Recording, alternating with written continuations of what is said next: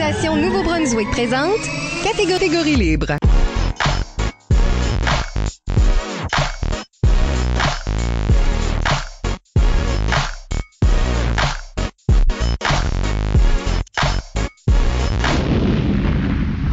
Bienvenue à Catégorie libre, l'émission qui vise à enregistrer des entretiens avec les improvisateurs et improvisatrices du Nouveau-Brunswick pour faire un survol de leur carrière et de leur démarche artistique, mais aussi débattre les grandes questions qui entourent le jeu de l'improvisation. Au microphone, Michel Albert, à mes côtés, ma co-animatrice Isabelle Gauguin. Allô! Catégorie libre est une production d'improvisation Nouveau-Brunswick que vous pouvez écouter, version podcast sur Apple Podcasts ou Spotify, ou avec Diaporama sur YouTube.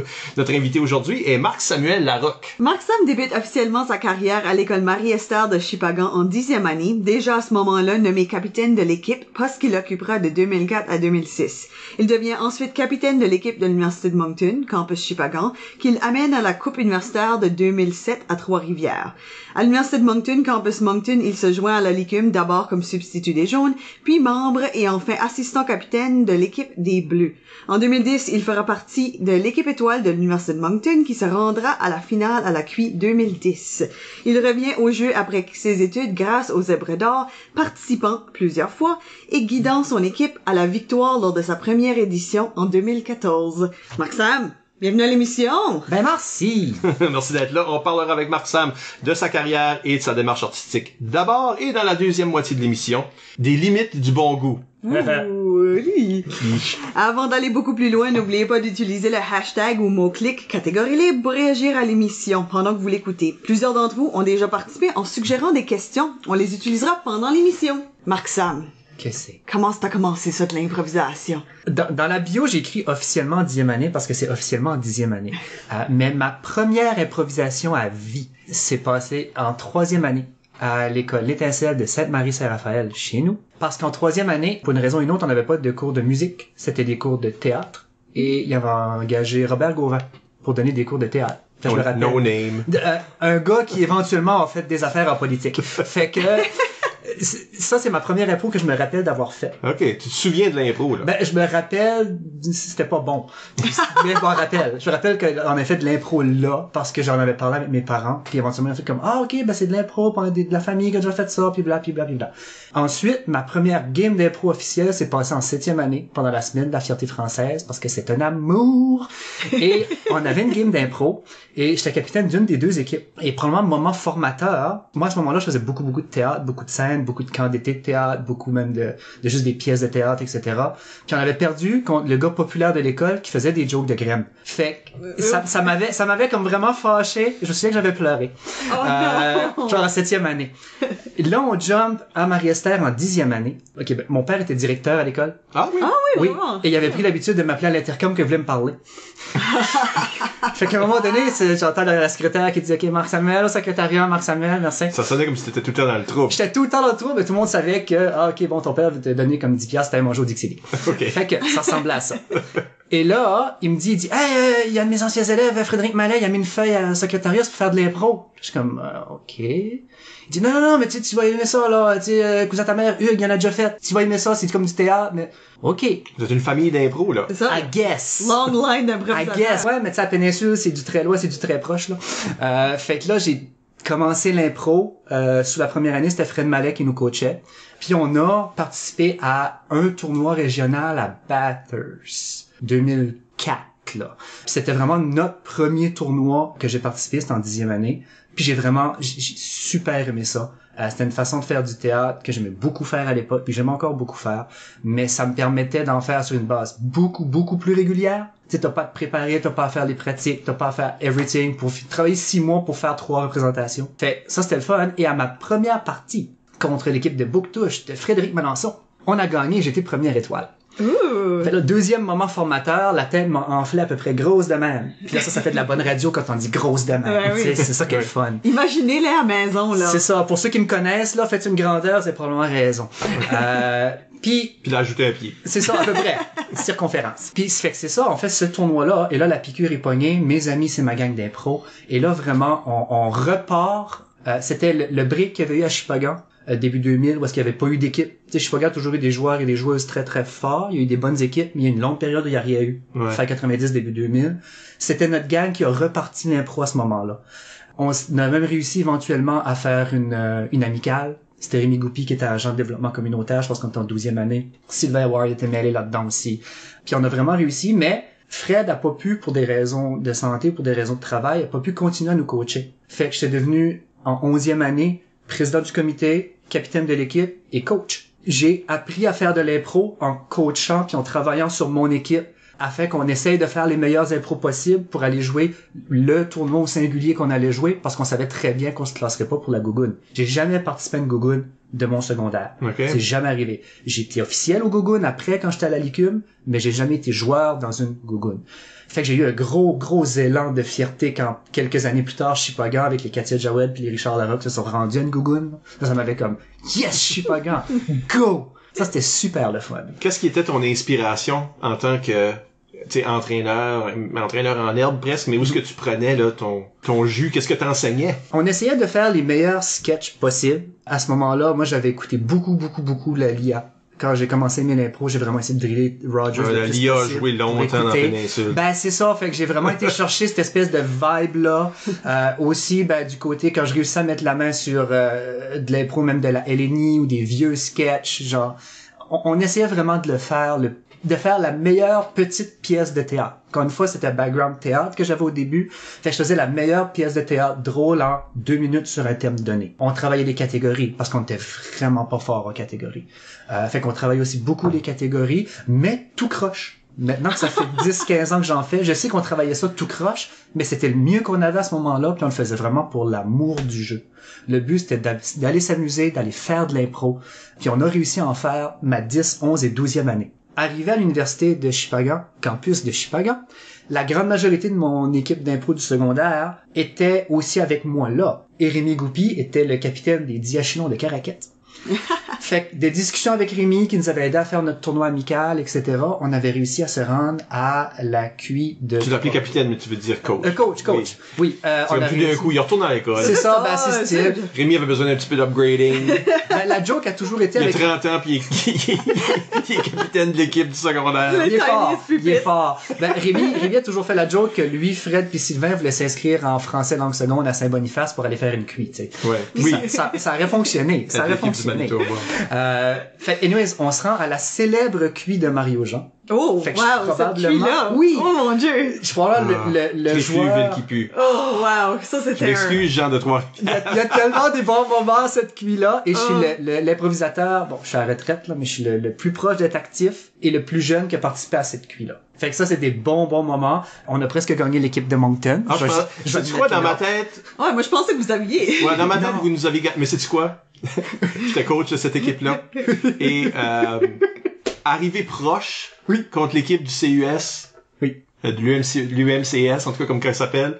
C'était une défaite. Oui. Comme nous autres, on l'a pris. Je pense qu'on l'a pris comme une défaite. Ah, vous étiez fâchés? Moi, je me souviens que vous étiez fâchés. Ben non, mais c'est qu'on a mal joué. Oui. Ouais, ben vous autres, vous avez steppé up. C'est ça qui est fâchant. Comme ça, c'était un... On a steppé up. Il y avait comme 4 personnes dans la foule, puis on faisait des jokes de pet, puis il y avait notre driver qui votait pour nous autres. Ouais, à un moment donné, quand on met les vrais faits devant les vraies histoires... Hey, si j'avais 25 cents pour chaque fois que j'ai joué une game à la QI devant moins 4 personnes, là. Je suis d'accord. Celle-là, faut que je te le donne, je suis d'accord. Mais, ouais, la QI de Mario Jean était super le fun. Oh. Première expérience de QI. Tu l'appelles la QI de Mario Jean, et c'est notre occasion de parler justement de Mario Jean à cette QI-là. Pour donner un contexte, c'est le 20e anniversaire de la Coupe universitaire. OK. Oui. Ou la 20e, en tout cas. Oh, il y avait un musée. Oui, mais c'est ça. Puis, oui, il y avait un petit musée. Parce que la première était à Trois-Rivières. OK. Puis moi, je m'imaginais le gros théâtre, mais quand j'ai vu de la vidéo de ça, notre ami Bobble a déterré des vieilles vidéos de l'équipe de Shippagan, parce qu'il n'y a pas d'équipe de Moncton à ce temps-là. C'était les Campus du Nord qui jouaient dans les premières QI. C'est comme, on a parlé avec Marc Degrasse, lui, était à ça, Marc, Robert Gauvin, était dans cette première QI-là. Puis quand j'ai vu, tu peux pas comprendre qu'est-ce qui se passe dans le match, parce que la caméra est derrière l'arène, puis... puis on est comme en 80, là. Ouais, c'est filmé en 12p, là. Ouais, la vidéo est mauvaise. Fait que t'entends rien, tu vois pas vraiment bien qui, tu te devines. C'était une de ces QI-là dans une cafétéria, là. Comme j'étais comme, dans ma tête, c'est comme, tu penses à la première coupe universitaire, puis on a eu des coupes universitaires après qui étaient comme Vraiment grandiose en termes de salle, tout ça. Ouf. J'étais comme, ouais, c'était petite envergure, c'était... Le moins, ça savait pas si ça allait marcher, puis ça paraissait. Oui, les tournois scolaires, ici, on paraissent mieux, ont l'air mieux. Mais tu sais, c'est au début, là, c'est 87 dans l'histoire. Ah, c'est ça. Fait que Mario Jean jouait à cette QI-là. D'accord? Fait que... J'ai parce que je suis où va l'histoire, tu sais. il est devenu vedette. Il est devenu vedette. Ah oui. Humoriste vedette. Oui. En tout cas.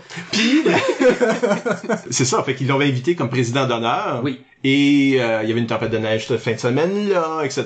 En tout cas, je sais pas Il quand devait est-ce. show up le dimanche matin. Ah, ok, il allait pas venir avant ça. Non, je crois qu'il venait pour la finale. C'est ça, il venait comme juger la finale ou whatever pour Voir la la finale. finale, Fait que voilà. le dimanche matin, on est tous dans la cafétéria, en train, dans une espèce de place pour manger. Ouais, ça a l'air plus comme quasiment Ouais, c'est Convention comme, Center. Ouais, c'est comme une salle de conférence d'hôtel. Ouais, Soyons honnêtes, ça c'est ça que ça filait ressemble. Oui, je pense que c'est ça que c'était. C'était Je pense ça. que c'était. Fait que là, t'as toutes les équipes qui attendent, puis attendent. Puis il faut très bien attendre. Oh, puis on a tellement faim. Oh, c'est super On veut faim. juste déjeuner, il y a un buffet qui nous attend, ça On fait comme est un heure. hangover, là. C'est le 3e jour de la cuite. Nous autres, on n'a pas gagné rien. On s'en va bateau. Il neige. C'est ça, là, il y a comme 2 teams dans la salle qui jouent aujourd'hui, là. C'est ça. T'as On eu Cannes puis a-tu Laval. même resté pour la finale, comme, tu sais, Je c'est par le pense temps qu'on qu'elle est parti commence. avant. On a juste resté jusqu'à la demi, parce que moi, j'ai arbitré une demi. T'as été une demi-finale. C'est ça, c'est comme un moment donné, Oui. nous autres, faut qu'on se Oui. retourne à la maison, là, Oui. on reste loin. Ouais, là. Puis là, on attend. Puis là, Mario Jean arrive. Et là, on a peut-être 3 histoires différentes. Mais moi, Ça dans ma dépend tête- quelle table t'étais assis. Ben, c'est ça, et c'est ça le problème. C'est ça le problème. Et moi, ils disent, ah non, mais c'est parce qu'il s'est trompé, il cognait à l'école où on jouait. Fait que là, on se regarde, tu sais, Rémi Goupy qui est notre coach, on a toute ma gang du secondaire, pis on est tout comme, ça fait 2 heures qu'il cogne à la porte. Il est fort, la vedette. Bravo, la vedette. J'ai faim, la vedette. Fait que là, il décide qu'il fait le tour des tables, Oui, il se promène. pis il là. fait comme une joke boboche à chaque table. Fait que nous autres, Chipagans, c'est, hey, Chipagan! Chichpédiac, vous autres? Ouais, C'est vous autres, ça, Chichpédiac? ouais, Chichpadouk, là. Chache-pédiac. Chichpédiac. C'est incroyable, c'est 3 syllabes, gang. On va l'avoir tout le monde ensemble, ok? Vous êtes capable de dire Quatico, vous pouvez dire Chipagan. Puis il fait, hey, Chipagoun! On vous comprend pas tout le temps, hein? Oh. Ben, nous autres, Moncton, on a assis à notre table, puis fait « Ah, vous êtes Moncton? Ben, vous avez perdu. » Ça va pas bien. Puis l'autre équipe hors Québec qui était là, parce que c'est seulement les équipes hors Québec qui nous ont revenus avec une histoire ou qui se sont fait dire un commentaire chiant. Mais Ottawa, eux autres se sont fait dire ça doit être le fun de pouvoir jouer en français. Oh non, ça c'est pire. C'est le pire Ça des c'est le trois. pire. Ça je l'aurais mal pris. Oh. En tant que en tant qu'Acadien, j'aurais pris ça comme il s'aurait fait parler, il s'aurait fait dire là. Oui. Mais eux autres ont trouvé ça drôle. Là. Mais moi, mon bout de préféré, vraiment, c'est comme, ça fait 2 heures qu'on attend pour lui, on attend patiemment pour manger. Oui. Puis il rentre finalement, puis tout le monde se met à applaudir. On est en train d'applaudir son arrivée, puis là on la regarde toute marcher direct au buffet. C'est ça. Beeline pour le buffet. Monsieur va aller se servir. En tout cas, j'ai dévoré une poire japonaise. Ah, c'était ridicule. C'était un display. C'était amazing. Oui, la madame était pas contente que j'ai pris la poire. Elle était grosse, là. C'était comme... Tu sais, là, les pommes japonaises. Imaginez comme un honeydew melon. Oui, c'était gros comme un melon. Puis j'ai mangé ça, puis c'est tellement juteux, ces affaires-là, comme moi, l'eau pissait le jus pissait par mon coude, là. J'ai mangé ça qu'une cuillère. C'est la meilleure façon. En tout cas. Fait que cette cuit-là est ma première expérience de cuit. Okay. Je sais qu'à un moment donné, on était couchés dans une chambre, les 2 équipes Moncton-Chipagan en train de regarder Mathieu Curley qui détournait du matériel scolaire avec des étoiles dans le ciel. C'était magnifique. J'ai beaucoup de plaisir. On a eu beaucoup de bons souvenirs avec ça. Rémi comme coach, j'ai adoré ça. On a fait même des belles pratiques durant cette année-là. C'est probablement après l'année avec Fred. En fait, c'est pas probablement, c'est après l'année avec Fred. Quand on s'est préparé pour la QI avec l'équipe de Chipagan en 2007, c'est l'autre moment où j'ai eu droit à du coaching. Parce que Rémi nous coachait pour l'équipe. Stéphane Albert était descendu, je pense. On avait fait aussi des pratiques contre l'équipe de... Ok, ça, je peux pas ne pas le compter. Si bol. On a joué contre l'équipe des Diachylons de Caracat avec comme capitaine monsieur le légendaire Marc Bernier. Oh. Et moi, j'ai découvert Marc à ce moment-là et je suis devenu fan, je suis fan fini de Marc depuis ce moment-là. parce qu'il est en train, dans une impro, dans l'auditorium à Caraquette, on est en train de se pratiquer. C'est une game devant comme genre juste Rémi qui coach les deux équipes. Puis Marc est en train de disséquer quelqu'un ou de faire une opération sur une table. Fait que moi, j'embarque dans l'impro parce que ça bouge pas assez pour ma petite tête hyperactive. Puis je commence à faire comme il nous attaque! Puis là, Marc, sans lâcher le scalpel, sans rien faire, il juste reach au bout de la table, ramasse le remote, puis forme la TV. Puis il continue à opérer. Fait que je me suis assis dans le coin, j'ai enjoyé ma volée. C'était, je me suis fait asseoir, c'était criminel. C'est rarement arrivé après dans ma carrière que quelqu'un m'a shuté down à ce point-là. Marc Bernier, 12e année. C'était, Fait que quand j'ai fait l'UQAM, la première game, en arrivant le vendredi à la cuisse, j'étais prêt. Il y avait pas de problème, j'avais déjà été démoli par Marc avant. Fait que tout avait bien été. Par un jeune du secondaire. Un jeune du secondaire. C'est-tu là où est-ce que ton ego a crevé un petit brin ou... Oui, mon ego en a pris une méchante volée là. Mais j'ai fait de très très bonnes impros. Marc-André Chiasson, Gérard Conley, François Dionne, Mélanie Le Breton qui était sur l'impro aussi à Chupagan. On a vraiment bien performé pour l'expérience qu'on avait, pour la préparation qu'on avait. Rémi avait une solide gestion du bar. Il nous donnait beaucoup de bonnes idées. On embarquait puis on croyait dur comme fer. Puis on avait vraiment enjoyé tout le monde ce tournoi-là pour les performances qu'on avait données puis de la façon que ça avait joué. On était les moins bons de la gang de loin, mais on a quand même réussi à avoir beaucoup de plaisir, which qui était vraiment le fun. Tu auras toujours tes performances. Oui. T'as pas de contrôle sur le pointage, mais tu sais là. Mm-hmm. Je veux embarquer Rémi Goupil dans la conversation. Oui. Et le voici. C'est ça. Hey, du Décalque Magic. Ouais. Non, il dit, c'est qu'il nous envoie une question, parce que c'est là qu'on est rendu dans ton trajet. Comment as-tu vécu le transfert de Chupagan à Moncton? Okay, c'est là qu'on t'allais aller là de toute façon. Je m'en allais là, oui. Parce qu'il dit, t'as eu une performance haut niveau à la QI pour Chupagan. Arrête. Où tu jouais à toutes les sauces, pour ensuite passer à Moncton, où j'ai l'impression, et ça c'est Rémi qui parle, que t'as été catégorisé comme joueur unidimensionnel. Wow. C'est donc, gentil, Rémi. Ben, je sais pas, à la fin, c'est comme, finalement... parodie de lui-même.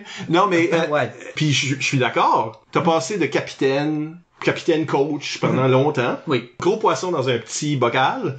Mais là, t'arrives dans le plus gros bocal, puis t'es plus la même vedette, là. Là, tu commences substitut, puis dans tes équipes. Oui. Je pense pas que t'avais moins de plaisir à devoir jouer, mais t'es devenu une sorte de joueur. Oui. Plutôt que le joueur polyvalent que t'étais.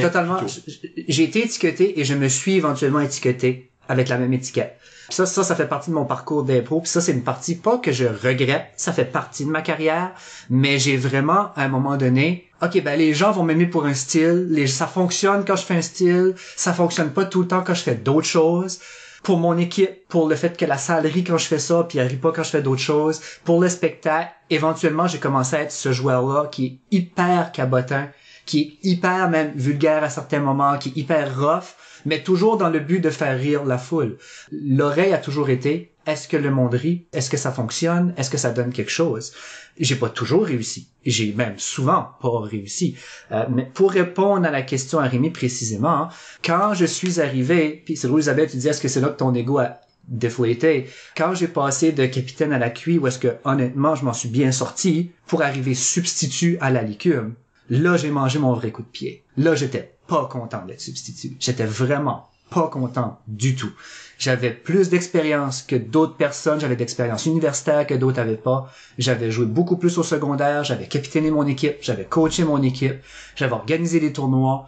J'arrive puis j'ai un pied dans le corridor que si jamais quelqu'un de meilleur arrive, il va prendre ma place puis je vais complètement être sorti de la ligue. Tu sais, c'était comme, qu'est-ce que je vaux comme joueur? On m'a dit que je fais bien ça, on m'a enjoyé ça, j'ai pogné pas mal toutes les plus étoilés ou les plus utiles de mon équipe dans les tournois secondaires où on a participé. Puis dès que j'arrive à la licume, puis je fais le complet mur, là, le nez en premier. J'ai pris ça dur, mais j'aimais encore beaucoup faire de l'impro. J'aimais encore beaucoup faire ça. J'avais développé des amitiés avec les quelques tournois où on avait assisté.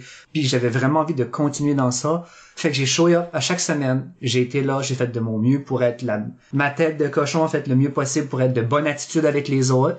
Et ça a donné, en plus, cette année-là, comble de chance, qu'il y a un joueur qui a jamais venu dans l'équipe des jaunes. Il a venu à comme une game.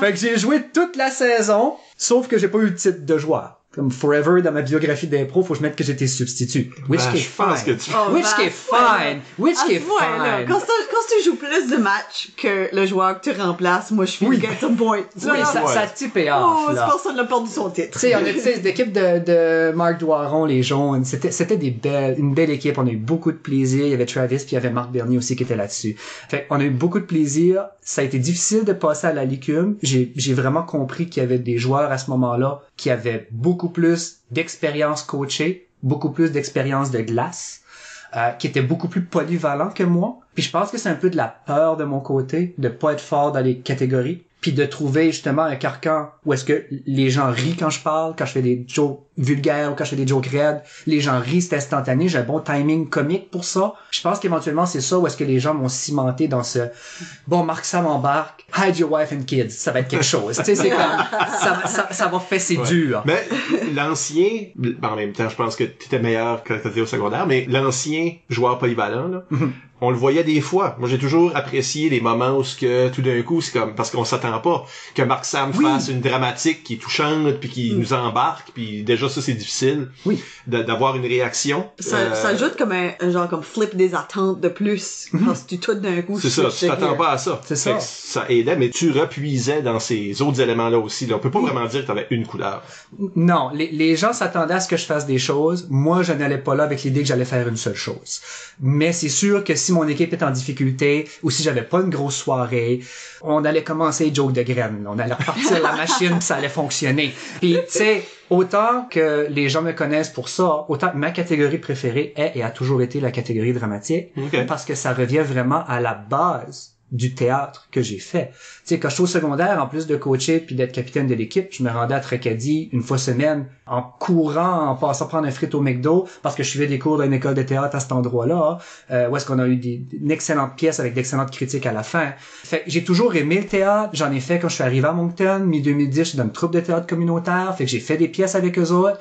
J'ai toujours aimé cette partie-là du théâtre, puis je m'en veux un peu, en rétrospect, d'avoir vraiment moi-même accepté un peu la limite de « je vais aller faire des jokes vulgaires, ça va fonctionner ». J'aurais aimé continuer à travailler sur moi, puis continuer à être le joueur un peu plus polyvalent, qui est capable de faire tous les types d'impro. Ça, c'est pas un regret, c'est avoir su j'aurais fait mieux ça, tout de suite, je serais plus à l'aise à faire de l'impro. Plutôt que de toujours avoir le même... Tu sais, à un moment donné, ça s'essouffle. N'importe quel gimmick s'essouffle. On en parlait avant l'émission pour les gens en ligne, qu'éventuellement, il y a peut-être des trucs qui vont...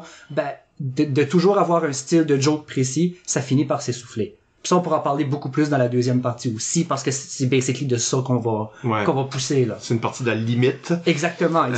Je veux renchérir avec l'autre question de Rémi. Parce que lui demande, aimes-tu le rôle de capitaine leader, c'est un suivi, là, aimes-tu le rôle de capitaine leader où tu dois avoir une certaine conscience de la performance de chaque membre de ton équipe? Parce qu'à quelque part, c'est ça qui n'est plus vrai quand t'arrives à la licume, bien que, même la façon que t'en parles, tu sembles avoir une conscience, là, omni-équipe. J'ai toujours été un joueur d'équipe. Sur mon CV, c'est la première ligne en haut. Dans aptitude, c'est joueur d'équipe. J'adore construire une équipe. J'adore voir qu'est-ce qui manque. J'adore apporter à l'équipe. J'ai longtemps réfléchi à mon rôle dans la licume aussi, à force d'en parler avec des amis, des improvisateurs, des gens qui venaient nous voir qui n'étaient pas improvisateurs.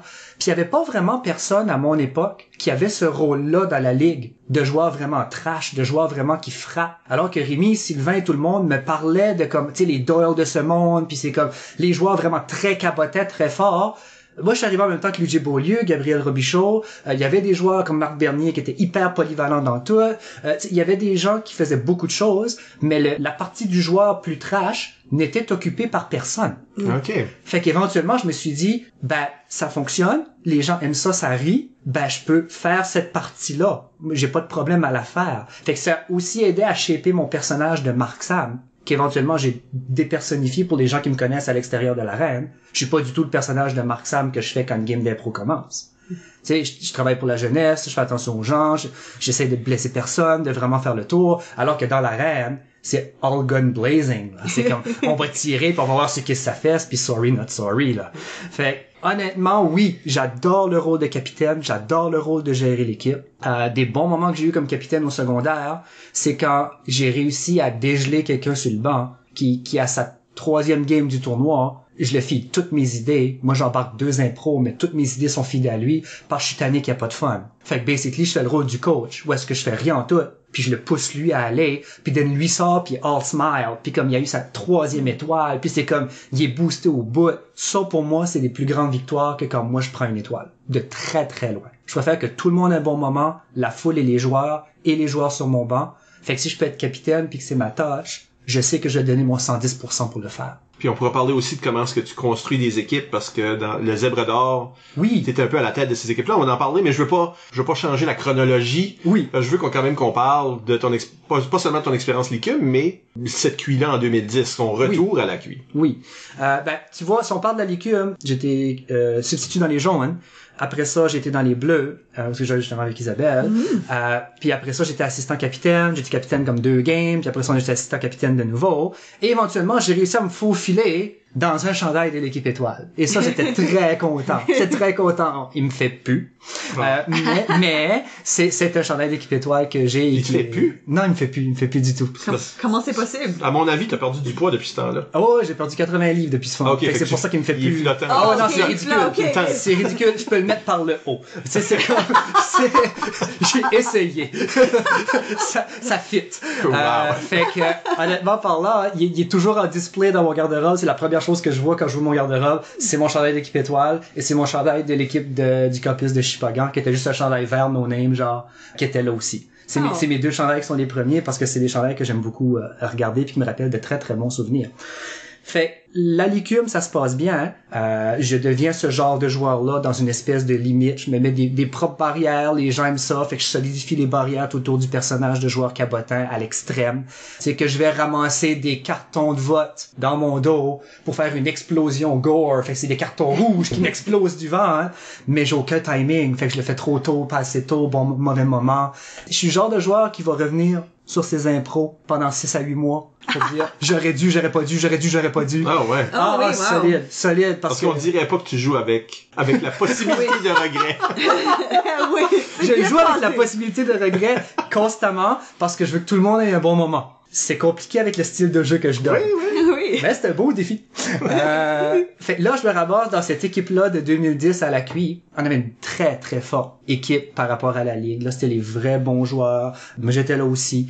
Fait tu sais, tranquillement. Les bons joueurs pis toi. Ouais, les bons joueurs pis moi. Je joue la première game pis toute l'équipe est stressée. On performe pas du tout. Pis je me fais bencher le reste de tout le tournoi. De par ta performance, vous aviez comme une sorte de rotation? On était supposé avoir une rotation, puis un joueur qui maintenant est enseignant à l'école de lycée a joué le restant de ça. Tu sais, tantôt on a dit qu'on name droppait pas juste la guitare, ben là, je l'ai pas name droppé. Juste un je t'aime, tu le sais. Et tu méritais plus que moi d'être là. Mais l'équipe c'est vraiment bien sorti. J'ai réussi à jouer un match. On n'a pas bien performé. Je pense pas que c'est nécessairement à cause de moi. Je sais que j'ai pas très bien performé non plus, puis qu'il y a des choix en tant que coach qu'il faut que tu fasses et c'est parfait. En tant qu'autre joueur dans cette équipe-là, c'est pas à cause de toi. Oh, t'es gentil. C'était ça. Toute cette équipe-là allait pas, ben. Moi, je rappelle des Chalifou qui étaient comme genre blanc pâle. C'était même pas blanc, il était blanc pâle. Il était limite transparent avant que ça commence. Non, mais est-ce que ça jouait dans votre... Vous étiez tous les deux là. Est-ce que ça joue dans vos têtes, jouer à la maison? Y a-t-il une pression additionnelle ou est-ce que c'était juste, il y avait des conflits dans l'équipe? L'équipe allait toujours être comme ça. Même si ça avait été joué à Québec ou à... Je te dirais que dans mon cas, jouer à la maison, la seule différence, pas j'étais plus stiff, pas j'ai jamais été un joueur stiff, mais j'ai peut-être encore rentré dans l'idée que le public me connaissait et s'attendait à ce que je fasse quelque chose. Je pense que pour moi, ça a été comme, c'est juste une autre game de la Licume. T'as joué dans les attentes. Exactement. Alors que la QI de 2007, jouer 2010 ailleurs, un public qui me connaît pas du tout, m'aurait de facto forcé à jouer plus complet. Mais même en 2010, une QI à la maison, c'est rempli de gens qui ne te connaissent pas. C'est les autres équipes, c'est du monde qui sont attirés à l'événement, qui ne viennent pas à la Licume. Donc, je sais même pas si c'est là dans le probablement, t'as raison qu'avec le recul, probablement que j'aurais pu me sortir de cette idée-là puis juste jouer de l'impro pur et dur, puis ça aurait passé. Mais c'était tellement à la maison, c'était tout le monde était là, c'était Jeanne de Valois. Tu sais, c'est comme à un moment donné, c'est tellement routinier et classique, ça fait 3 ans que je fais ça, qu'il n'y a pas eu de cassure entre les deux. Ça filait pas de tournoi. Ça filait match d'exhibition, dans le pire des cas. Puis je pense que c'est plus stressant quand ce que c'est à Moncton une QI. Parce que je pense que la QI a la réputation de pas nécessairement vouloir que des gens de l'extérieur du Québec gagnent. Puis je pense que c'est perçu comme ton occasion de gagner, c'est quand c'est pas au Québec. So, je pense qu'il y a peut-être un petit quelque chose qui se rajoute à, ben là, si on gagne pas cette année, ben on gagne pas, je serai encore le host de nouveau dans 10 ans. Comme je pense qu'il y a peut-être un petit peu d'undertone, ça. Comme je pense pas que personne qui activement, comme, se concentrait sur ça, mais je pense que c'est peut-être un petit peu omniprésent dans la façon que le monde, sort of, réfléchissait. Puis il y avait beaucoup de tension dans l'équipe, il y avait beaucoup de stress, puis de compétition, puis je pense que c'est un petit peu lié à ça. Puis autant que à peu près tout le monde dans cette équipe-là, c'est des amis encore aujourd'hui que quand je les vois, je suis super heureux de les voir. En fait, tout le monde de cette équipe-là, quand je les vois, je suis super heureux de les voir. C'était une équipe qui n'avait, je crois, pas beaucoup de chimie. Parce qu'on avait beaucoup de joueurs qui faisaient la même chose, on avait beaucoup de joueurs qui avaient des styles différents, qui avaient des styles cassants. On a vraiment jamais développé de chimie d'équipe où est-ce que on a chacun nos rôles, où on a, quand on parle tantôt builder l'équipe, on n'a jamais vraiment buildé l'équipe, on a pris les joueurs qui sont statistiquement bons, pour les amis là, puis on a dit go, jouez. Puis moi, ce serait pas comme ça que je bâtis une équipe. Pas du tout. Ça prend tes forces aux bonnes places. On aurait eu tous la possibilité de le faire, ayant eu la discussion de voici ce qu'on attend, voici ce qu'on recherche, comment on bâtit. C'est faire vraiment une discussion de rencontre pré-équipe pour mettre sur la table comment cette équipe-ci va fonctionner. Probablement que déjà là, ça aurait été moins awkward de jouer.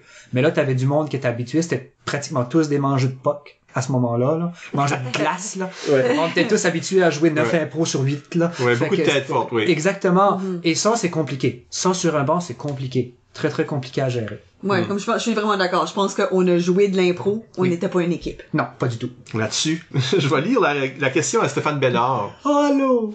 Qui a été coéquipier de ce temps-là, oui. Mais aussi après. Oui. Parce que il a posé la question inverse à celle de Rémi au début. Ah. C'est drôle. Il me dit, parle-nous de l'évolution d'un joueur cabotin vers un vétéran plombier et capitaine. So, pour lui, c'est l'inverse. Oh, wow! Pour lui, il t'a pas vu au secondaire. C'est vrai! Mais pour lui, t'as commencé cabotin et t'as migré vers un leader. Ah! C'est donc beau! Ah, c'est beau! Dirk Gently, everything's connected! Je l'ai pas désabusé de sa notion non plus, là, je voulais... Ah, mais c'est super! Puis honnêtement, hein, comme je t'ai dit, puis j'en ai parlé quand je suis rentré, je préfère grandement ma carrière de 2010 à aujourd'hui que mettons, ma carrière de l'écume. Pour moi, mes années faibles étaient mes années de l'écume.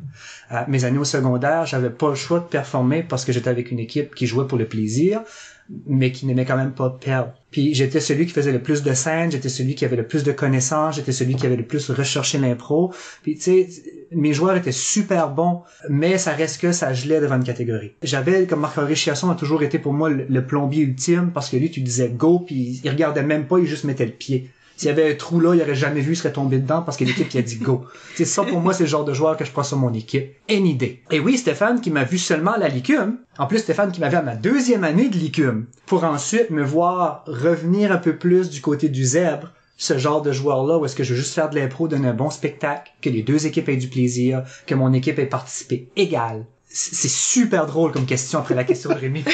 Non, puis je les ai eu comme back-to-back. Ah, ça c'est Comme drôle. Rémi m'envoie ça, puis là, Stéphane m'envoie ça quelques heures plus tard, mais comme... Stéphane, la transition, pour répondre à ta question, ben franc, la transition, je me sens beaucoup plus à l'aise tout de suite en tant que joueur d'impro, qui oui, de temps en temps va faire une joke grasse, mais qui est aussi capable de pull off une grosse dramatique tout seul, which qui est mon fantasme de joueur est une comparer un joueur par équipe dramatique. Il y a rien qui me fait plus plaisir que ça, parce que personne dans la salle s'attend que je peux le faire. Puis then je le pull off comme middle finger pull off. Là, c'est comme je peux le faire, gang. Puis ça, je le disais, puis Stéphane le sait, là, je le disais avant le Zeb, là. On parlait toujours, OK, est-ce qu'il y a une impro que vous voulez? T'sais, on est tous des joueurs vétérans qui jouent un tournoi par année. Y a-t-il quelque chose que vous voulez? Puis moi, je disais toujours, ben, s'il y a une comparée, un joueur par équipe dramatique, c'est niche, là. Mais s'il y en a une, holy jeez, qu'elle a moi. Je vais devenir violent si elle l'est pas. Il faut qu'elle soit à moi. Parce que c'est le moment pour moi de me sortir complètement de cette espèce de personnage de Marc Sam là. Puis de vraiment être obligé de faire de l'impro pur et dur. D'improviser aucune base. Dans les Zèbres d'or que t'as participé, ça a-tu arrivé? pas dans les zèbres. Oui, premier zèbre. Okay. Et j'ai demandé à mon équipe de ne pas embarquer, peu importe la situation. C'était pas un joueur par équipe, mais j'ai demandé de ne pas embarquer. That one's mine.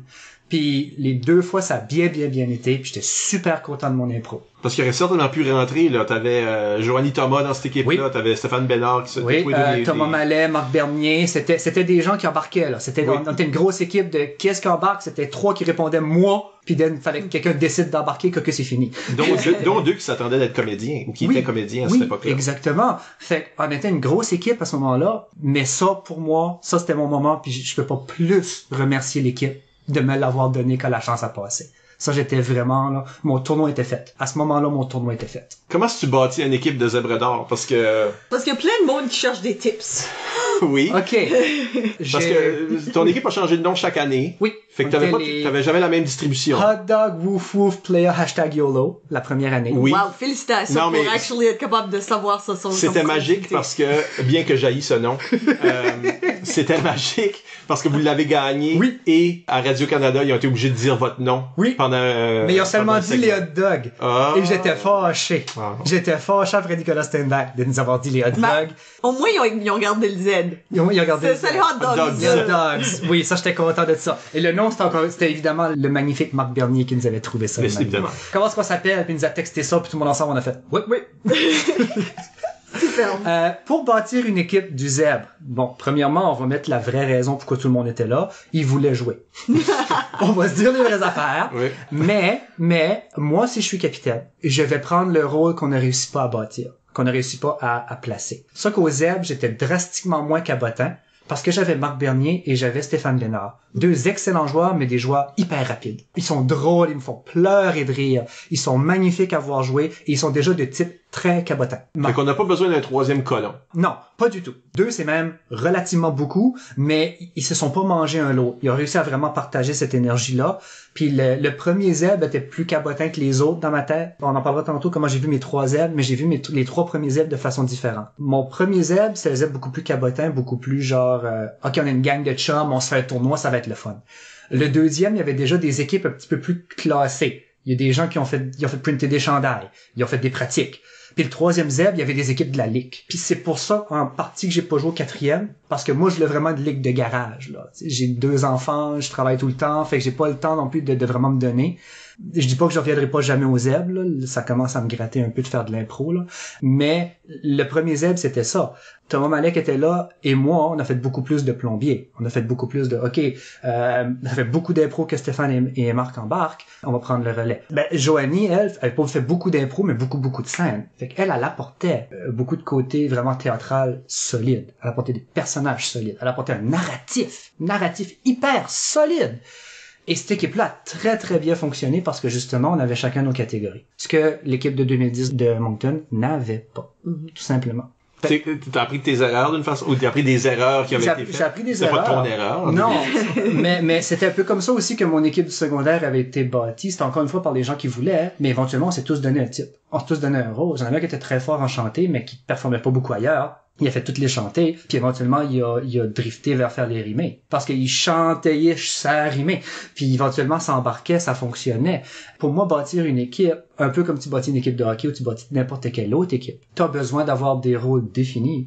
Parce qu'une équipe de gun, ça ne fonctionne pas. Une équipe de plombier, ça ne fonctionne pas. Une équipe de théâtreux, ça ne fonctionne pas. Faut que t'en aies à toutes les sauces pour toutes les curveballs qu'un match d'improvisation classique va te lancer. Tu dois être prêt à n'importe quelle éventualité, n'importe quel défi, n'importe quelle équipe que tu as devant toi va t'apporter un défi différent.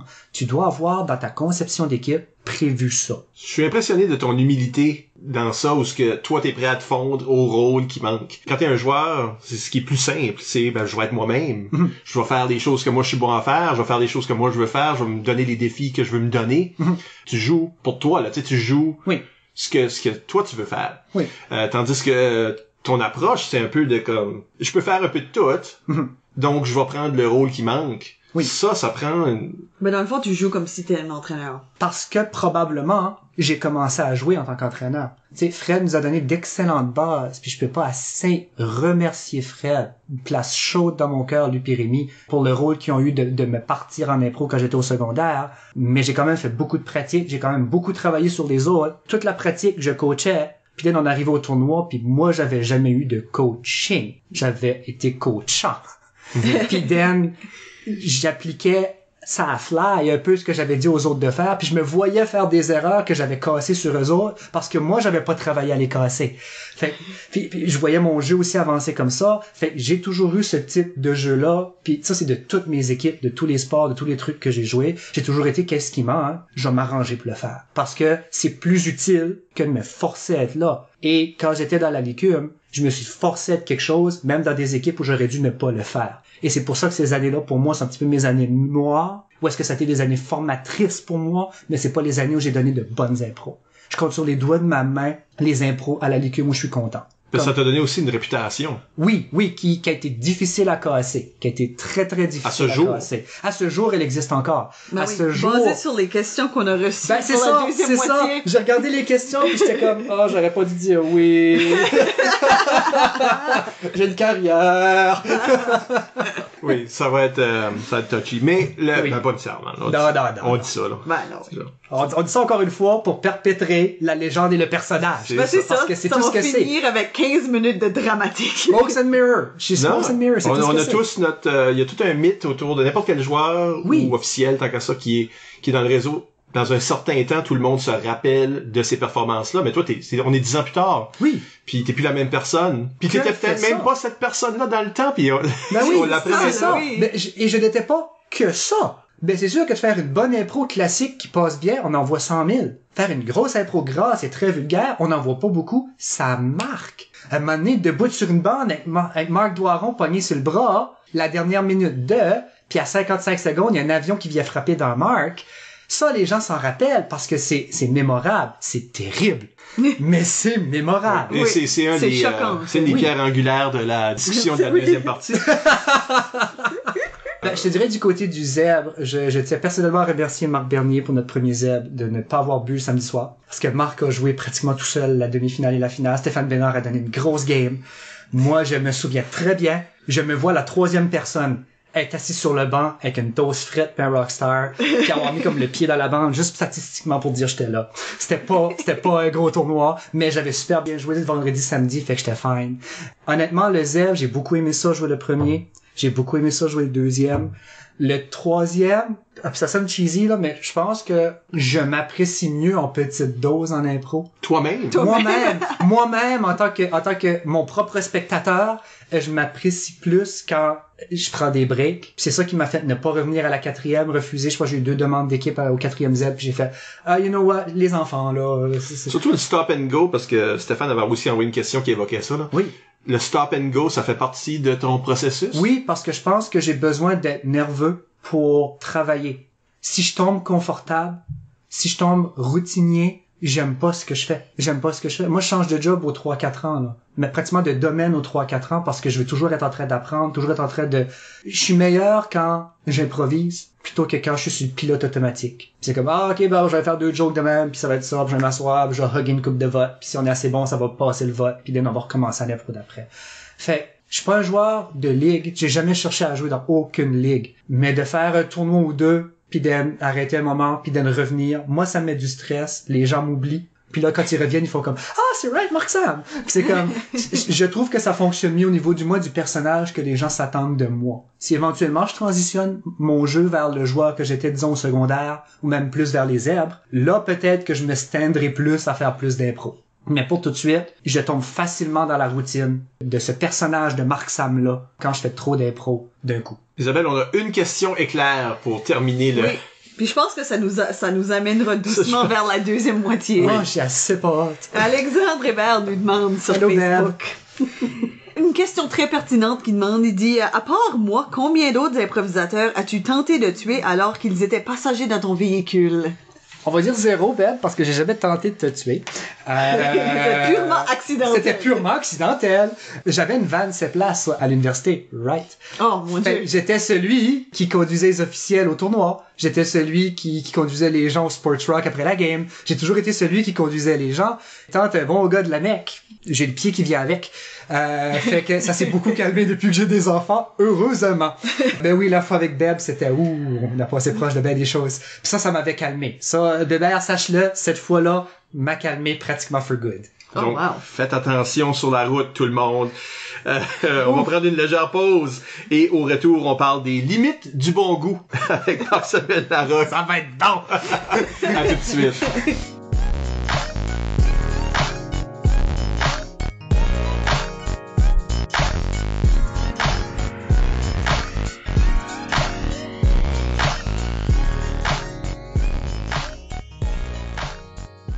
On est de retour, Michel Albert au microphone.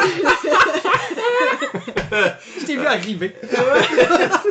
T'as juste tourné un coin. À mes côtés, Isabelle Gauguin Oui, je suis là, terrifiée. et notre invité Marc-Samuel Larocque. Où ça?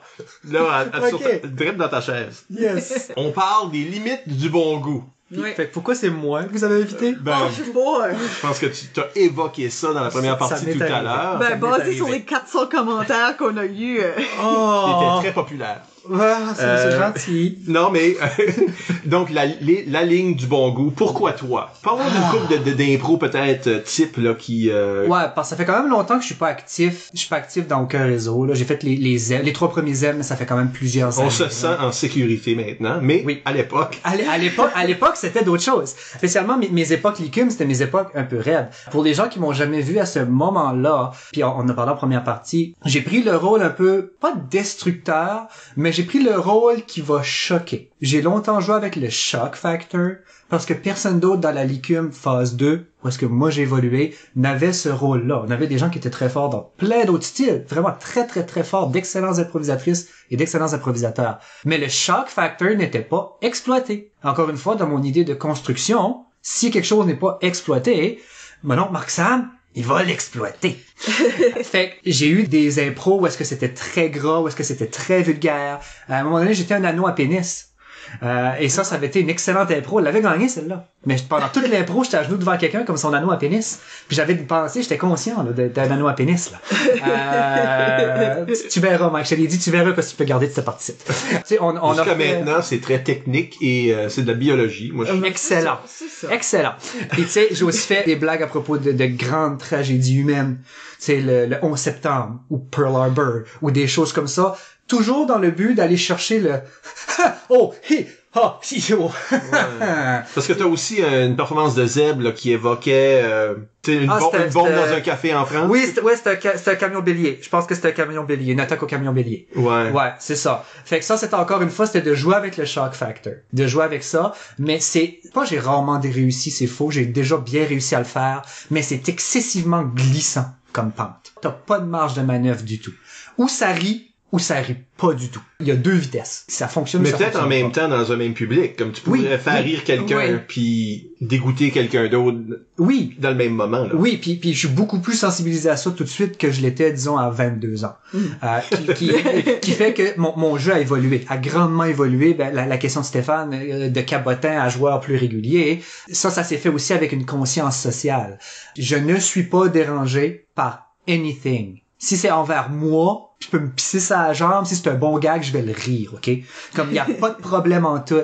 Et j'ai dû apprendre à mes dépens, en brisant des amitiés, ou à des gens qui m'ont vraiment dit, j'ai passé un mauvais moment, all about toi. Puis je suis comme, oh, c'était exactement purement le contraire que je voulais faire. Il a fallu t'as que je choqué l'apprenne. des gens à ce point-là. J'ai choqué des gens, puis ça m'a complètement détruit, parce que mon but, c'est que les gens passent un bon moment. Mais moi, n'ayant pas beaucoup de limites, je prenais pour acquis que les gens avaient aussi pas beaucoup de limites. Et oh, was I wrong? Tu sais, c'était comme... Et fait que tout ça a fini par me faire délaisser un peu ce joueur qui joue avec la limite là dans mon impro tout de suite. Je ferais un tournoi tout de suite, je ferais aucune joke de COVID. Parce que je sais pas s'il y a des gens qui ont perdu des êtres chers, je sais pas s'il y a des gens qui ont perdu leur gagne-pain, leur job de rêve ou anything. C'est pas quelque chose que je ferais tout de suite parce que là, J'essaie vraiment de voir le spectacle comme un spectacle. Où est-ce que les gens vont là pour passer un bon moment, puis il y a toutes sortes de monde dans la salle. Est-ce qu'il y avait une sécurité dans les choses que tu as choisi de faire dans le passé? C'est-à-dire, le 11 septembre, on connaît personne qui était présent. Tu sais, là, tu t'imagines ici en Acadie pour un public, en plus, c'est pas filmé ou quoi que ce soit, pour un public universitaire, il y a pas personne qui est nécessairement touché dans notre public. Tu sais, est-ce que ça, il y a une sécurité là? Oui. Est-ce que t'aurais ri d'une tragédie qui serait passée ici? Non, jamais. Ça non, jamais, parce que ça, je le trouverais purement pas drôle. Le shock factor aurait été pour moi un shock factor dégoûtant, cheap shot. Mais tu sais, on parle quand même d'une impro qui s'est passée en 2008 pour un événement qui s'est passé en 2001. Tu sais, c'est quand même... Et c'est encore too soon. Et c'est encore too soon, Oui. mais impressionnamment too soon, là.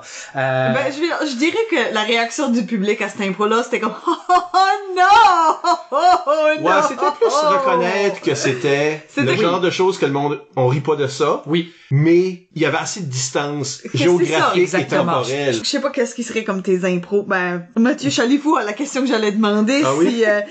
si t'as Oh. ever eu un moment que t'as fait « Oh là, j'ai passé la ligne » ou comme que t'as vraiment regretté. Mais je pense pas que ça, c'est nécessairement un exemple Non, de ça. Parce non, que je pense c'est- qu'il y avait du recul assez. Exactement. Et cette joke-là n'était pas un exemple dans le sens que c'était clever. C'était une joke qui était intelligente. L'impro était une comparée d'une minute qui s'appelait La dernière minute de. Et là, on passe 55 secondes, moi et Marc Doiron qui ne voulait pas être là. Il ne voulait pas être Quoi, là. lui voulait pas être là. Incroyablement pas. Moi, j'étais crampé. Mais lui, parce que j'étais comme, c'est tellement une bonne idée, c'est tellement drôle, puis le monde va pas le voir venir.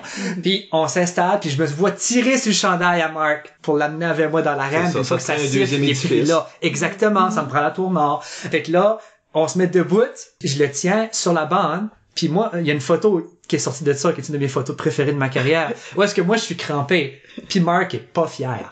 Mais comme il est Il a pas honte, fier, là. il a honte. Puis moi, je le sens, là, il tire sur mon bras, là, puis il shake un petit peu, là. Puis là, tout le monde se demande, OK, ça fait 45 secondes. Ça fait 50 secondes. Qu'est-ce qui se passe? Puis là, à 55 secondes, je pense que c'est soit Travis ou Marc qui rentre, puis qui juste fait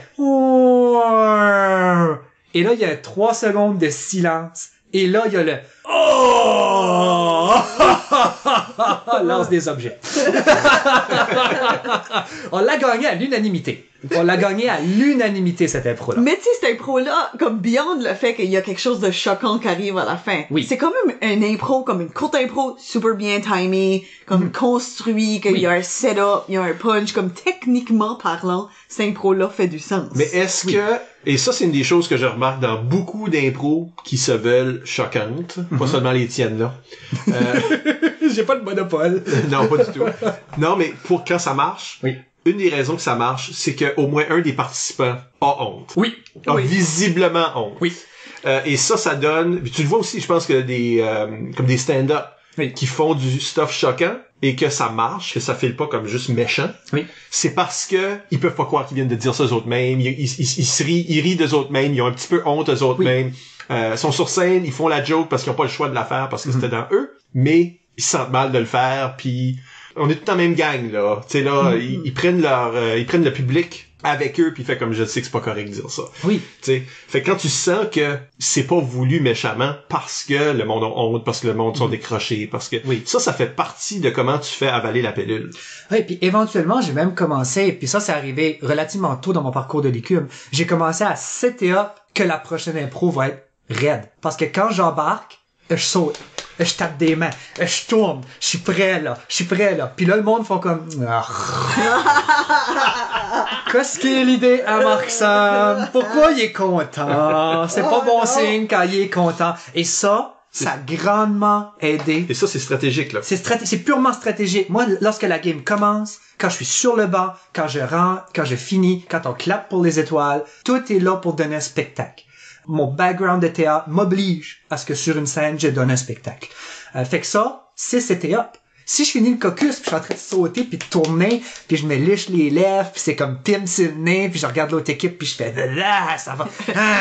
Ça fait partie du OK, gars, je vous mets dans le mood, là. Ceci va aller quelque part, OK? Je vous amène volontairement quelque part. J'espère que tout le monde va embarquer avec moi puis que ça va être fine. À force de le faire, à force de vieillir, à force de dépasser cette limite-là, puis pour répondre à la question à Mathieu qu'on a posée way back, parce que je parle trop, je me suis toujours senti cheap. toujours senti chi quand je faisais de la peine à quelqu'un, parce que c'est l'opposé polaire de ce que j'essayais de faire. Parce que cette ligne-là est différente pour tout le monde. Oui. N'est-ce Et comme pas? je te dis, ça, je l'ai appris à mes dépens. Ouais, parce que moi, il y a un moment dans, c'est pas moi, je suis impliqué seulement en tant qu'observateur, si on veut, qui me frappe comme, ok, moi, la ligne est pas là du tout. Mais que ça a franchi la ligne pour quelqu'un. Puis c'est Samuel Chasson est dans une impro quelconque, c'est dans ce temps-là. Un autre qui joue avec la ligne. Il joue très beaucoup avec la ligne. Je l'ai vu faire des impros drôles à propos de la pédophilie, à propos de la nécrophilie. Tu sais, là, j'ai vu des choses. C'est une façon de pousser des limites. Oui. Est-ce qu'on est encore capable de rendre ça acceptable? C'est la question. Il est assez maître à ça.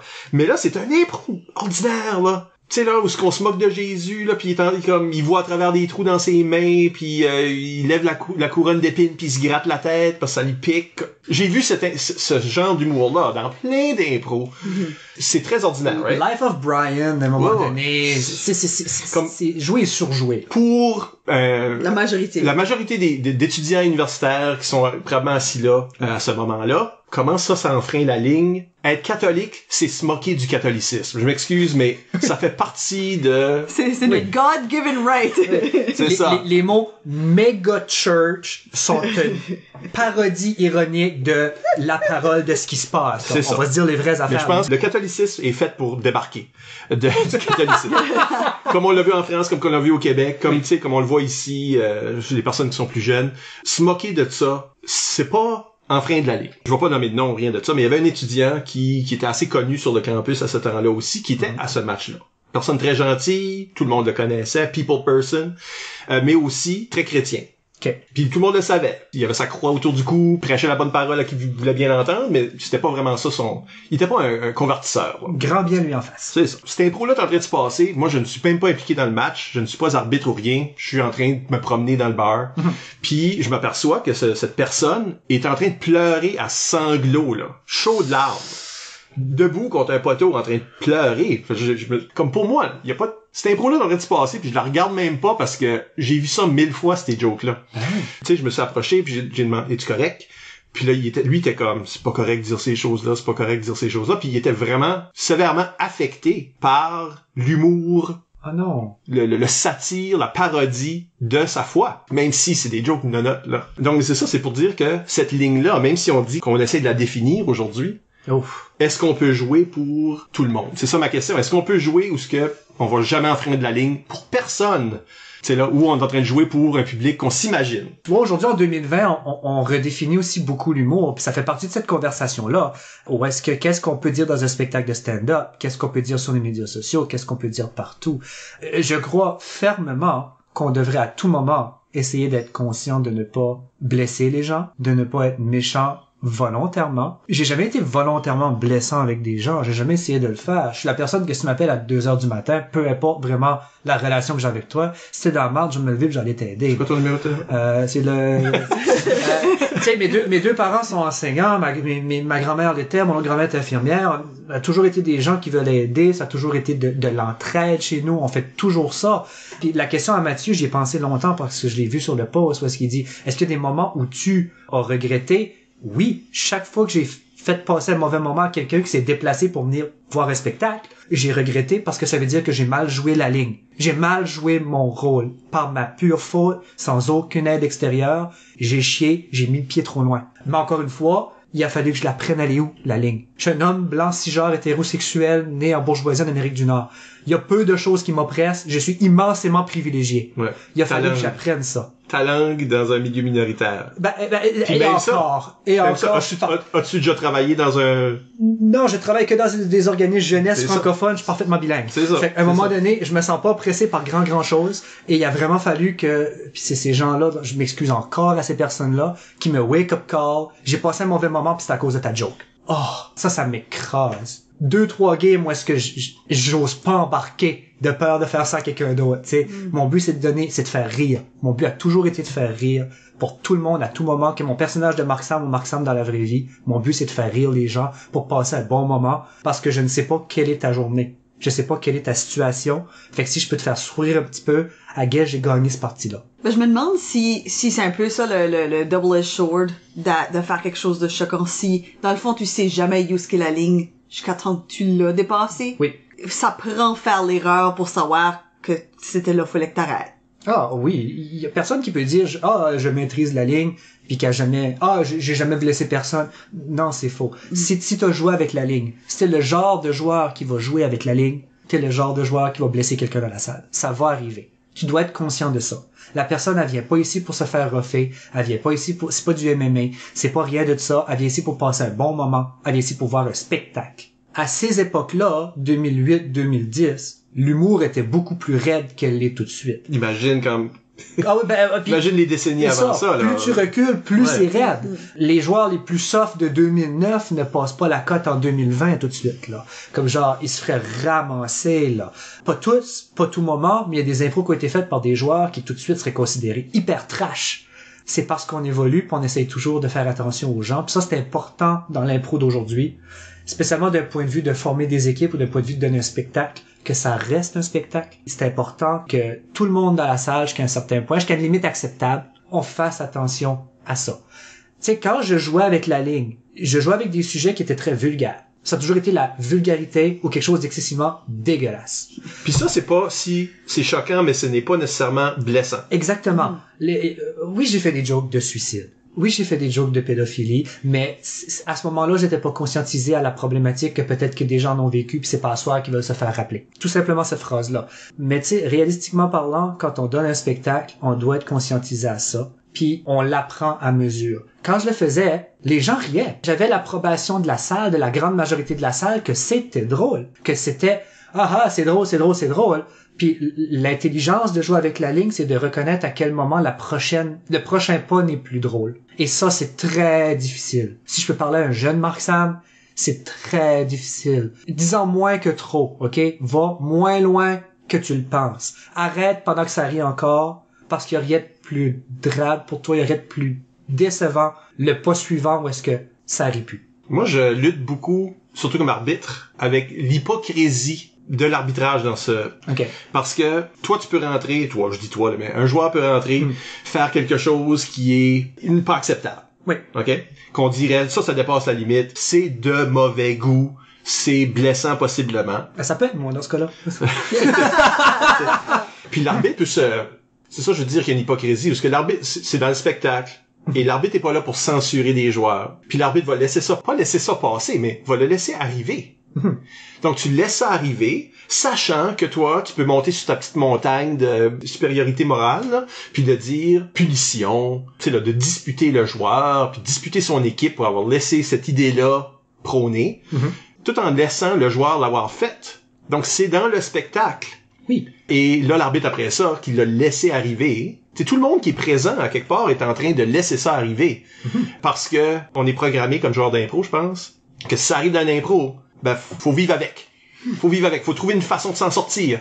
T'arrêtes pas d'impro, là, tu sais. Ben, il y a un moment où ce que tu pourrais dire nettoyage. Ben, je me demande juste dans le sens que comme si on a une croyance innée que il y a une raison, puis des fois on est déçu. Ou on pense oui, ça va quelque part. Ça va quelque part, il y a un but à ce site. Puis là tu fais non, finalement c'était juste une blague qui était super sexiste pour rien, puis là gratuite quelconque. C'est comment puis tu dis aussi ça. Parce que je trouve que maintenant il y a des certains triggers là pour utiliser cette phrase là, ce mot là, que tu veux même pas t'embarquer dans ça. Comme arbitre, tu veux même pas expliquer une punition ou ce que tu vas être obligé de parler de cette chose là. Ouais. Surtout si t'es pas confortable avec la matière, comme que toi tu pourrais faire des erreurs aussi en l'expliquant, comme que tu sais là tu pourrais faire des mauvais choix de mots, tu pourrais tu sais là. Oui, tu sais, fait que des fois t'as envie de comme donner une punition puis tout te caler pour un vote parce que ça a été puni, s'il y a quelqu'un qui vient comme vous laissez ça passer, non, on n'a pas laissé ça passer. C'est pour ça que j'appelle ça une hypocrisie là. Oui. Non, on n'a pas laissé ça passer, mais moi j'avais le pouvoir tout ce temps-là de siffler la fin d'une impro, de siffler un nettoyage.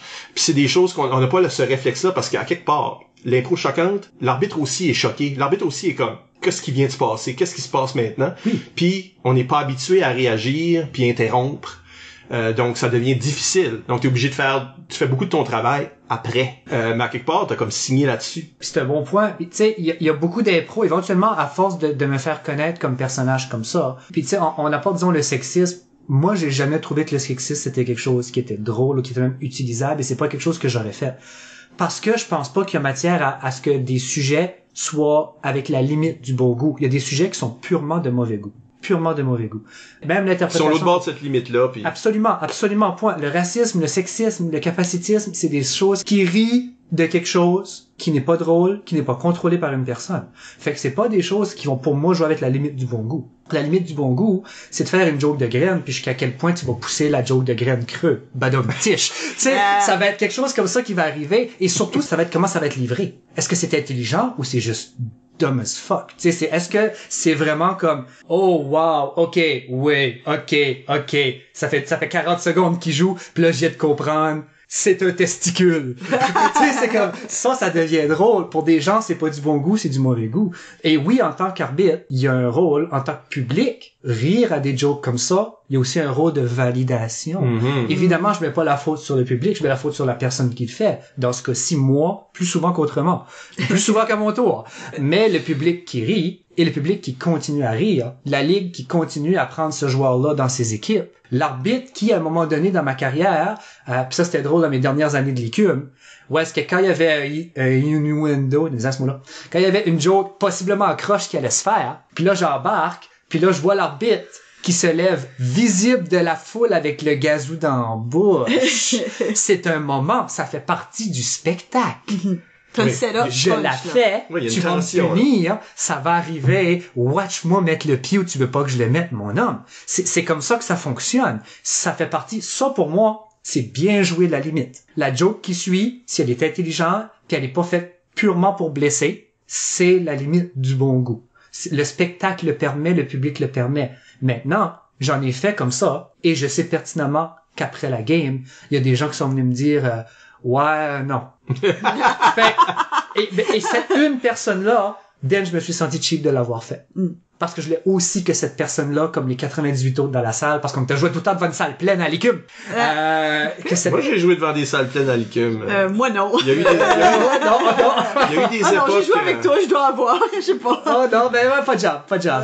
Il y a eu des époques plus courues que d'autres. Oui, c'est ça. C'était vraiment que tout le monde aime ça, mais comme tu dis, Mike, la limite, des fois, il y a des gens qui ont une limite tellement early. Ouais, proche d'eux-mêmes. Que c'est très difficile d'avoir une sorte d'humour qui va faire plaisir à tout le monde. En fait, c'est pratiquement impossible. Ça me semble des genres de gens que des spectacles d'humour, c'est pas pour eux. Possiblement, oui. C'est ça que moi je me demandais, comme qu'est-ce qu'est le casualty acceptable dans une salle? Si tu une personne a été blessée, puis ça c'est comme ça, c'était automatiquement trop loin, ou il y a comme un pourcentage de la salle que ça a affecté? C'est-tu ça ou c'est-tu comme, y a-tu une norme sociale qu'il faut juste comme accepter comme étant une des choses qui change, t'en as parlé là, c'est que la ligne change de place par rapport à différentes choses évidemment, mais elle change de place avec le temps. Fait que moi j'en ai-tu vu des impros plates où ce que le monde parodisait le monde gay, tu sais par exemple, le monde se cassait le poignet là puis tout le monde jouait la grande folle là.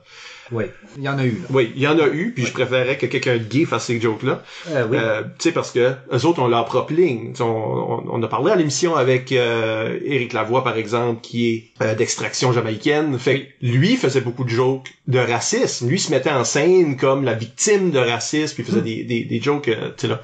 Mais ça y appartient, ça. Comme cette ligne-là, à l'entour, ça fait partie de sa réalité. Il a vécu le downside de ça. Il est donc permis pour lui de nous le montrer et il utilise la façon parodique ou humoristique de nous montrer un peu ce que lui a déjà vécu ou ce que des gens à la couleur de peau noire ont vécu. Et oui, je suis d'accord avec toi que ça, dans son cas, ça passe mieux parce que c'est quelqu'un qui est là tout de suite. Parce que même juste les derniers comme, je sais pas, 5 à 10 ans, notre compréhension du consentement a complètement changé. Notre compréhension de l'identité sexuelle a complètement changé. Oui. Donc, il y a des choses, des jokes qu'on aurait faites dans le temps, qui auraient juste passé. Personne n'aurait pensé deux fois. Personne n'aurait même, Puis qu'aujourd'hui, tu fais... J'ai écouté, il y a pas longtemps sur YouTube, j'ai écouté 2 épisodes de La Petite Vie, j'en ai pas écouté 3, là. Ah ouais, j'ai vraiment. Écouté le premier épisode, qui était le premier épisode de tout, le voyage à Plattsburgh. Je sais comment, c'est correct. Puis dans le deuxième, il y avait Michel Côté, qui jouait le personnage homosexuel de Jean-Loup. Puis là, j'ai fait, ça n'est pas drôle. Au standard aujourd'hui, à la conscientisation qu'on a, puis tu sais, moi j'ai travaillé avec la Fédération des jeunes francophones, avec la Fédération des étudiants de l'Université de Moncton. J'ai été conscientisé à répondre à des gens qui se faisaient harceler, à répondre à des gens qui ont vécu beaucoup de downside de toute leur identité de genre et de sexe. C'en est choquant pour moi de voir ça tout de suite, à quel point c'était mainstream en 93, là. Ouais. Mais j'étais là et je l'ai ri en 99. Je l'ai ri en 2002. Mais comme tu dis, ça change tellement. La limite change tellement. Ben oui, moi, le nombre de joueurs que je connaissais qui, par exemple, Ace Ventura Pet Detective. Ah oui. Il y a un joueur en particulier, encore une fois, je n'ai pas de nom, qui le regardait avant chaque match. OK. Ça le mettait dans le... Oui. Puis aujourd'hui, je dis pas qu'il y a pas des bouts de drôle dans cette affaire, c'est niaiseux, là, mais Oui. il y a pas des, c'est pas qu'il y a pas des bouts de drôle, mais il y a un fort élément de transphobique Ah oui, là. là-dedans qui aujourd'hui passe beaucoup moins bien. Oui. Ou pas du tout. Ou pas du tout. C'est quand Pas même du tout, assez pas du tout. explicite, même. C'est comme là. ouf. Pas du tout. Donc, Non, c'est ça. tu sais, là, comme, les choses qui étaient drôles avant, hein, ne sont plus drôles maintenant. Tu sais, là, Marty nous en avait parlé dans son épisode, jadis, il y a 5 ans de ça, là. Mais, le punching up, punching down, là. Oui, Oui, ben absolument. c'est exactement ça que je t'en ai pensé. C'est ça qui est l'affaire, c'est que je pense que n'importe quoi a le potentiel d'être drôle tant que tu punches dans la bonne direction. Oui. Tu peux pas te moquer de la personne opprimée. C'est ça. Tu peux pas te moquer de la minorité. À moins que t'es la minorité puis tu te moques de ta situation. C'est Mais ça. en réalité, t'es en train de te moquer des oppresseurs. C'est ça. Oui. Une impro de racisme faite par quelqu'un qui était là qu'une minorité visible. Ils tirent de leur expérience. Ils tirent de le racisme qu'ils ont vécu. En quelque part, ça, c'est pointé out le racisme qui existe. Oui, puis tout le monde entre nous, rire de soi, ça peut faire partie de ton identité, ton ethnie ou ton identité sexuelle, tout ça fait partie de toi. Se moquer de nous-mêmes est une forte partie de l'impro. Tu rentres dans l'impro avec rien sauf toi-même. Mhm. Oui. Donc, se moquer de toi-même, ça, c'est ton premier baril de joke, là. C'est qui ce que toi t'es. Yeah. Puis qu'est-ce que le monde s'attend que t'es. Moi, certainement, je joue avec ces choses-là. Tu sais, là, toi, tu joues avec les attentes. Qui t'es, ça, c'est ta première joke. Ah, absolument, absolument. Puis, comme je te dis, je l'ai vu souvent dans des games où est-ce que j'embarquais, puis j'ai même vu des gens dans la foule ou même certains improvisateurs dans la ligue que je respecte beaucoup, mais embarquer puis voir dans leurs yeux que je vais fucker l'impro. Parce que dans leur tête, je suis totalement uni. Je n'ai qu'une seule ligne et c'est que je vais faire une joke vulgaire. Je suis là pour faire une joke de graine et partir content.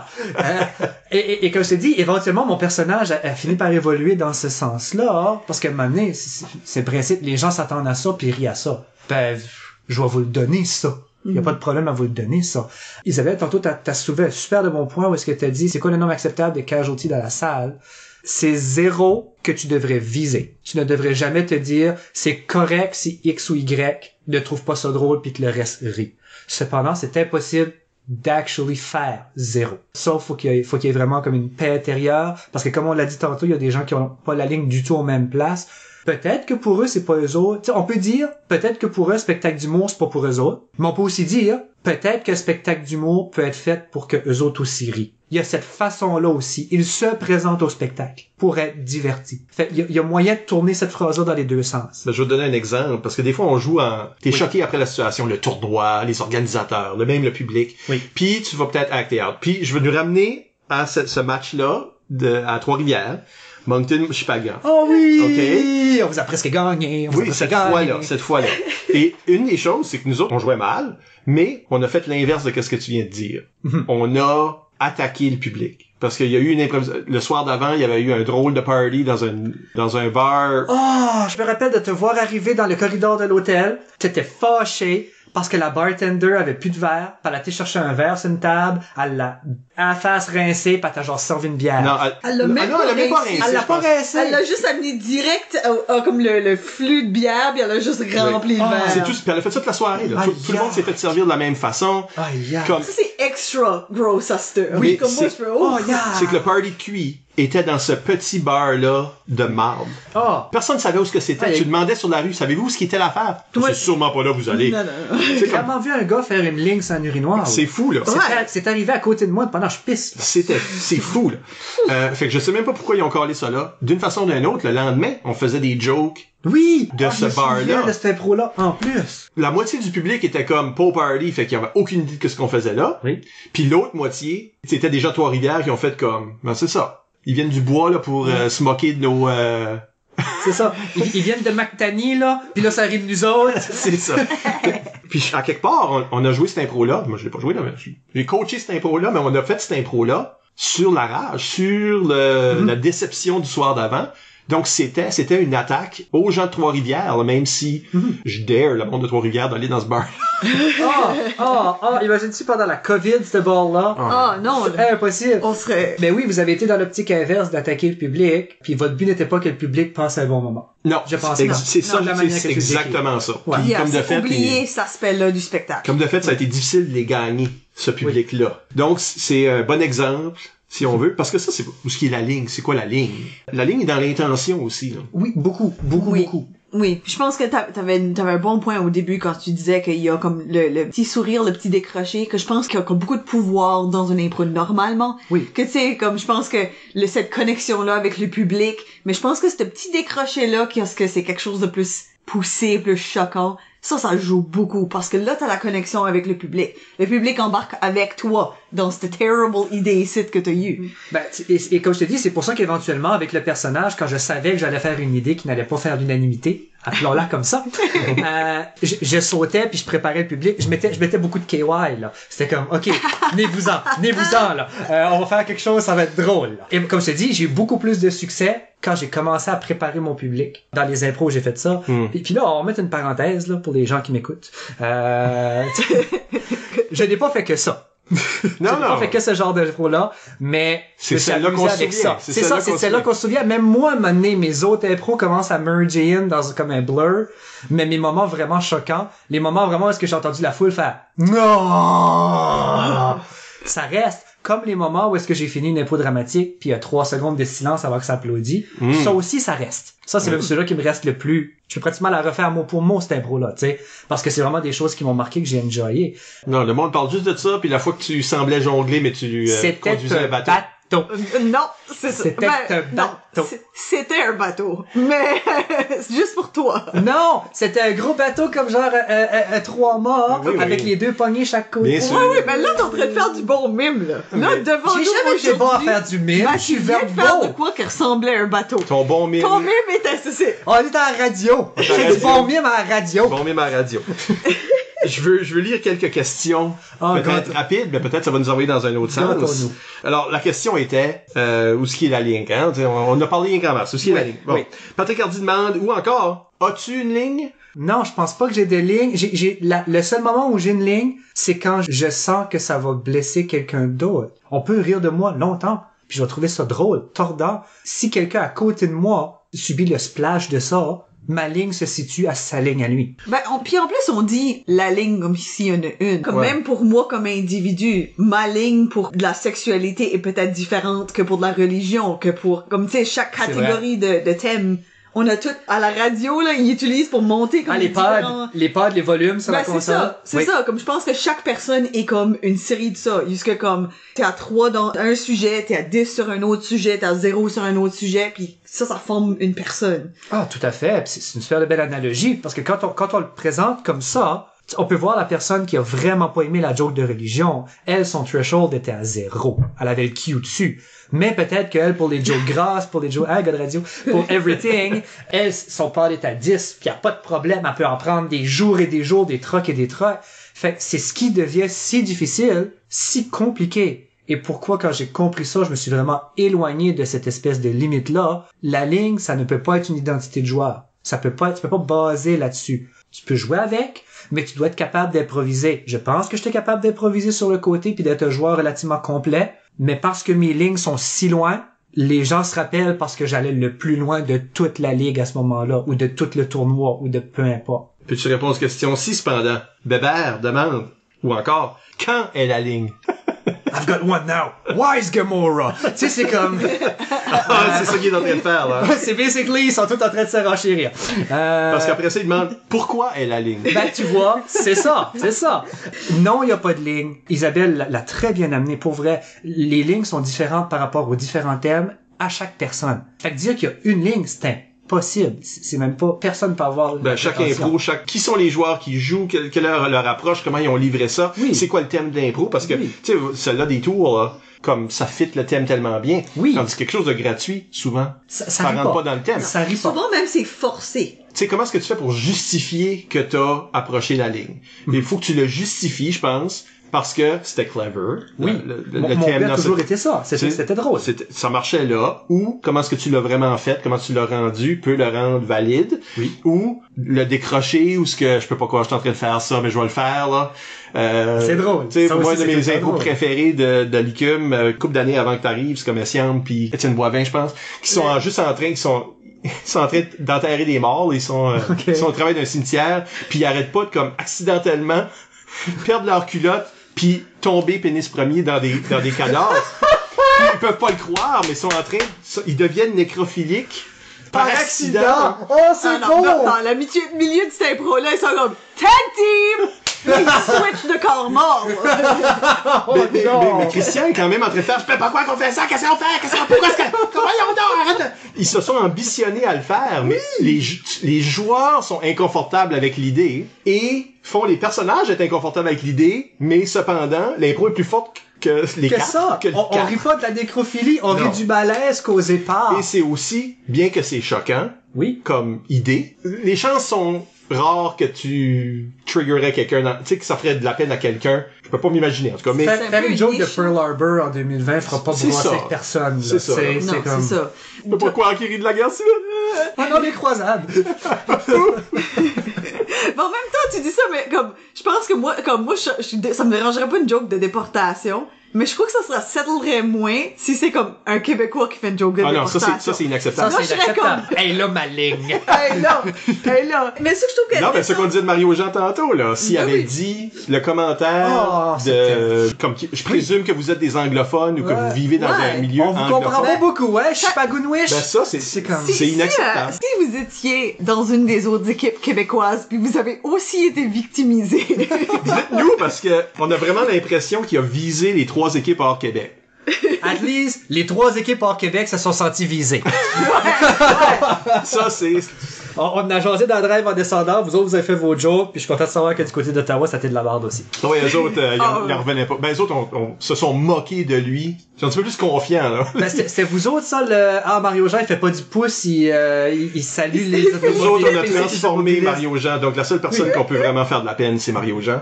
Mais Which is mais ça, fine. c'est correct, ça, c'est punché up. oui, c'est punché up, c'est ça. punché Il est up. plus haut que nous dans le statut. Fait qu'on l'a transformé en... C'était comme un meme. C'était un meme. on l'a transformé en... Comment est-ce qu'il s'appelle, là? De Chuck Norris. Chuck Norris. Ah So, oui, il était il le était Chuck Mario Norris Jean. de l'impro. Ah, ben oui. Mario Jean fait pas du pouce, il félicite les chars. C'est ça, c'est ça. Fait qu'on a fait, d'ailleurs, même les prix de 2e et 3e place cette année-là, la Licume, étaient des affiches avec Mario Jean, puis une de ses citations fausses, là. Oh my Ou God. vraies, parce qu'il y avait, Il y en a on avait des tellement vrais dit. aussi. Fait. Oh. On a circlé back à Mario Jean. Ben oui, je suis content. il fallait tout Comme ramener. c'est essentiel. Mais ça que j'allais dire par rapport à ça que tu venais de dire par rapport à la nécrophilie, c'est que je pense Quel épisode? je pense qu'il y a quand même un huge élément. C'est quoi les photos que je vais mettre sur YouTube? Ma tante coach l'équipe de Chipaga, puis on va sûrement faire écouter ça à son équipe. Ça va être drôle. Carole, c'est ta tante? Oui, Carole, c'est ma Ben tante. là, voyons donc, c'est donc bien familial, vous autres. Carole est la cousine à Robert. Fait que moi, Ah. Robert est à chaque fois C'est dans vrai, ma c'est famille vrai. à cause de Carole. Ben, Voilà, toutes comme les tu photos vont juste être blurry out. C'est ça. Toutes les photos sont blurry au niveau de la taille. Mais on voit clairement qu'on a toutes du linge. Mais ça que t'allais dire. c'est que je pense qu'il y a le facteur qui est en train de le dire. Parce que là, t'as Essiam pis t'as Étienne dans cette impro-là. 2 personnes qui auraient jamais été dans cette impro-là. Oui. Pourquoi ils sont dans cette impro de nécrophilie ici? Ils sont pas, c'est pas leur caractère du tout. C'est pas leur style de jeu. Qu'est-ce que vous faites dans cette impro ici? C'est Puis je ça. pense que Ils ont ça des têtes joue. de gentils. Puis je pense qu'un pense pas qu'ils autre feraient ça. exemple, mais dramatique de ce site, je suis pas mal sûre que c'est Annick pis Bass qui étaient dans l'impro. C'est une impro de pédophilie. Mais c'est Annick qui est le pédophile. Puis Bass joue un petit enfant. C'était aux zèbres d'or, ça. Tu penserais pas que ça c'est là, mais ça vient avec la différence de personnage, mais ça crée quelque chose qui est super intéressant. C'est ça, parce que comme, c'était exploré de façon dramatique puis sérieux, Oui. mais je suis pas sûre que ça aurait flyé autant si les rôles avaient été inversés puis qu'Annick aurait été l'enfant puis Bass aurait été le prédateur. Je pense que le fait que c'était inversé, ça passait beaucoup mieux à cause de leur physicalité, de leur personnage, de joueurs, de eux, qui ce qu'ils sont, personnellement. Moi, je pense que ça passe mieux. Oui. So, je pense qu'il y a ce comme facteur. Tout est possible, néant. là. Et on le dit souvent, en impro, il n'y a pas de règles. Et il y a des règlements. Mais il n'y a pas de règles. Et la beauté c'est de briser les règlements, mais de bien le faire. Parce qu'il n'y a pas de règles, parce que d'une fois à l'autre, tout peut changer change une personne, change un public, change un moment, change le thème, change... Comme il y a aucune situation n'est pareille, donc il y a pas de formule. Donc il peut pas avoir de règles, même à propos du mauvais goût. Tu le sais que t'as fait du mauvais goût quand ce que le public est déplaît. Ah oui, et, je le sais. Je le sais quand. Boum. Puis j'ai vu des joueurs faire ça, puis se mettre dans... J'ai déjà coaché des joueurs à qui j'ai dit...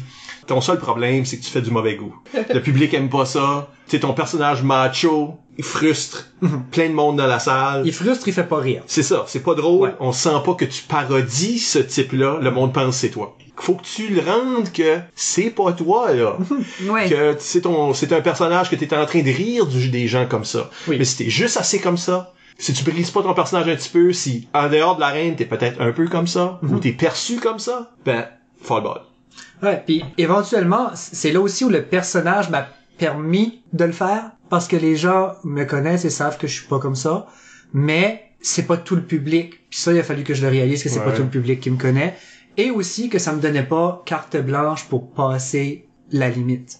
J'ai jamais volontairement passé la limite. Chaque pas que j'ai fait, j'ai cru que j'étais à l'intérieur de la limite, mais que je la stretchais un petit peu plus loin. Je pensais jamais que le condom pèterait, tu sais. Fait éventuellement, hein, quand je suis arrivé à ces limites-là, moi, dans ma tête, c'est là où j'ai fait mon travail de sang de cochon pendant une semaine ou 2 ou 4 ou toute la saison à faire comme, OK, ce site, c'est hard. Rentre plus jamais là. Va plus jamais là. Les gens ont pas passé un bon moment à cause de toi, à cause de ce joke-là. La ligne, elle est là. Fait que petit à petit, je l'ai buildé. Et à force de voir la complexité que c'est de builder la ligne, j'ai délaissé de jouer avec. J'en fais encore des jokes comme ça. Dans les derniers zèbres, j'en ai encore fait. Mais c'est vraiment pas la majorité des impros auxquelles j'ai participé. Et celles que j'ai faites, je savais consciemment qu'est-ce que je faisais. J'ai pas été plus loin que ce que je pensais. J'ai même été à l'intérieur de la ligne. Une bonne distance à l'intérieur de ma propre ligne que j'ai créée avec l'expérience pour faire sûr de maximiser les chances que je donne un bon spectacle aux gens puis qu'au minimum, je blesse personne. Pas rire est fine, mais blesser, ça c'est une limite que moi je veux jamais dépasser again. Faut pas oublier qu'on joue pour quelqu'un. Oui. Puis Ouais. c'est facile des fois d'oublier puis de penser que tu joues pour toi-même. Puis il y a du monde qui joue un peu dans leur bulle. Comme au début quand tu commences là, t'as moins de conscience du public ou il y a pas de grande foule puis t'es peut-être dans ta propre bulle. Puis dans ta bulle, il y a plein de choses qui sont probablement acceptables. Mais Ben, je pense qu'il y a un élément dans la question de quand est la ligne. Je pense que c'est comme, ça aussi, c'est comme un petit peu un double-edged sword, où est-ce que, il y a quand dans le sens de comme, devant quelle sorte de public? Est-ce que c'est le moment de faire ça? C'est-tu diffusé? C'est-tu pas diffusé?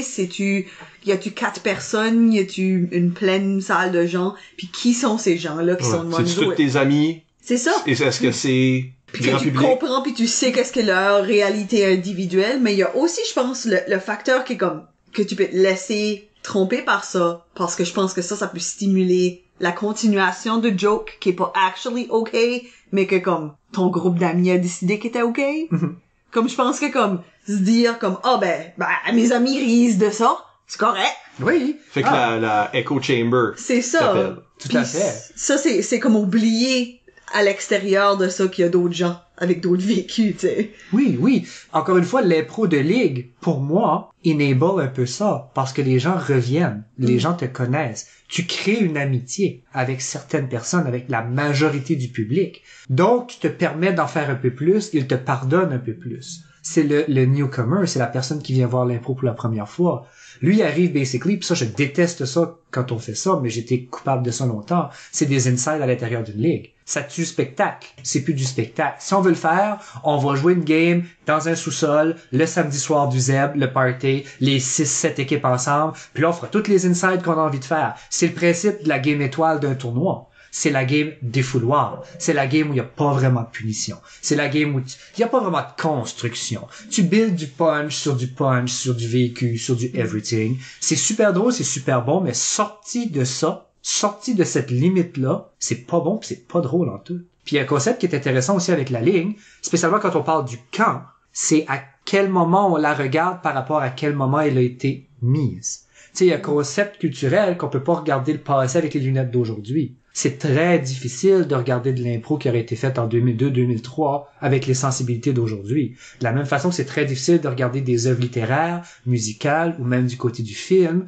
avec les yeux d'aujourd'hui. Les sensibilités ne sont pas pareilles. Donc, le quand la ligne, faut absolument définir quand on la regarde et quand elle a été créée. De la même façon que je regardais un documentaire sur James Bond, où est-ce qu'on pouvait pas définir James Bond. Il faut définir de quel James Bond on parle avant de parler, parce que c'est de 1960 à 2017.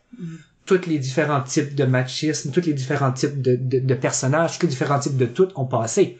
Je vais pas dire, ah, James Bond n'est pas machiste. C'est faux. Les derniers le sont beaucoup moins. Mais si tu définis de quel James Bond tu parles, si tu définis de quelle impro tu parles, à quelle année tu parles, dans quelle ligue tu parles, tu peux plus facilement définir une ligne. À quel moment, dans le temps, cette joke-là ne dépassait pas la ligne, oui ou non? Est-ce que maintenant elle dépasse la ligne, oui ou non? Tu dois absolument dater ce qui se passe pour pouvoir avoir un recul analyste dessus. Je pense que, comme pour le monde qui sont très woke, faut que tu te pardonnes pour ce que t'as fait dans le passé. Tu sais, là, que tu peux pas être aujourd'hui être en train de anxioser parce que tu te rappelles que t'as fait une de ces jokes-là que ça passerait plus aujourd'hui. Puis je pense aussi avoir ri de ces affaires-là. D'avoir été le public. Oui. Conscient, oui. Et ça, c'est vrai, c'est pas juste une leçon d'impro, là, c'est une leçon de... Ouais, ben, je parlais tantôt de La Petite Vie. Le hit québécois, s'il en était au niveau de la télé, c'est des stéréotypes de la transphobie, de l'homophobie, du racisme. Tout y a passé quand on le regarde avec les lunettes de 2020. On n'était pas conscientisé à ce moment-là qu'on diminuait des populations qui sont marginalisées. Tout de suite, on le sait, ça ne passerait plus du tout, et c'est parfait comme ça. Tout le monde a le droit d'avoir un divertissement qui ne l'attaque pas. Fait que c'est un peu dans cette espèce de moment-là, quand on essaie de définir la ligne, qui fait que c'est si difficile de le faire. On va faire quelques questions éclairs. Ça veut dire que ça va vite. Ah, je suis pas bon à ça. C'est 45 minutes about pour chaque question. C'est ça. Ben, Patrick Hardy demande, pourrais-tu nous expliquer l'expression too soon, s'il te plaît? OK, ben c'est facile. C'est facile, Pat. L'expression too soon, c'est le moment où est-ce que les gens arrêtent de rire. Tu peux pousser, tu peux pousser, tu peux pousser. Spécialement quand tu parles de faits qui sont passés. C'est surtout là où l'expression, tu sais, des grandes tragédies humaines ou des moments marquants de l'histoire. Si les gens ne rient pas, c'est too soon. Ou peut-être too late. Ou peut-être too late. De quoi tu parles, toi? Pearl Harbor? C'est quoi ta joke de Pearl Harbor? Et Patrick, je vais t'envoyer une question, toi aussi. Peux-tu nous expliquer l'expression passive-aggressive? OK, ça...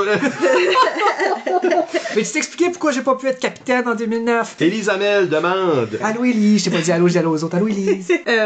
Sa question, c'est, es-tu still pissed que je vous ai puni pour votre impro d'attentat suicide? Ah ben non. C'était voulu. Rapidement, j'ai toujours joué avec l'arbitre. Pour moi, l'impro, l'arbitre est un accessoire, est un personnage, est une chose à utiliser.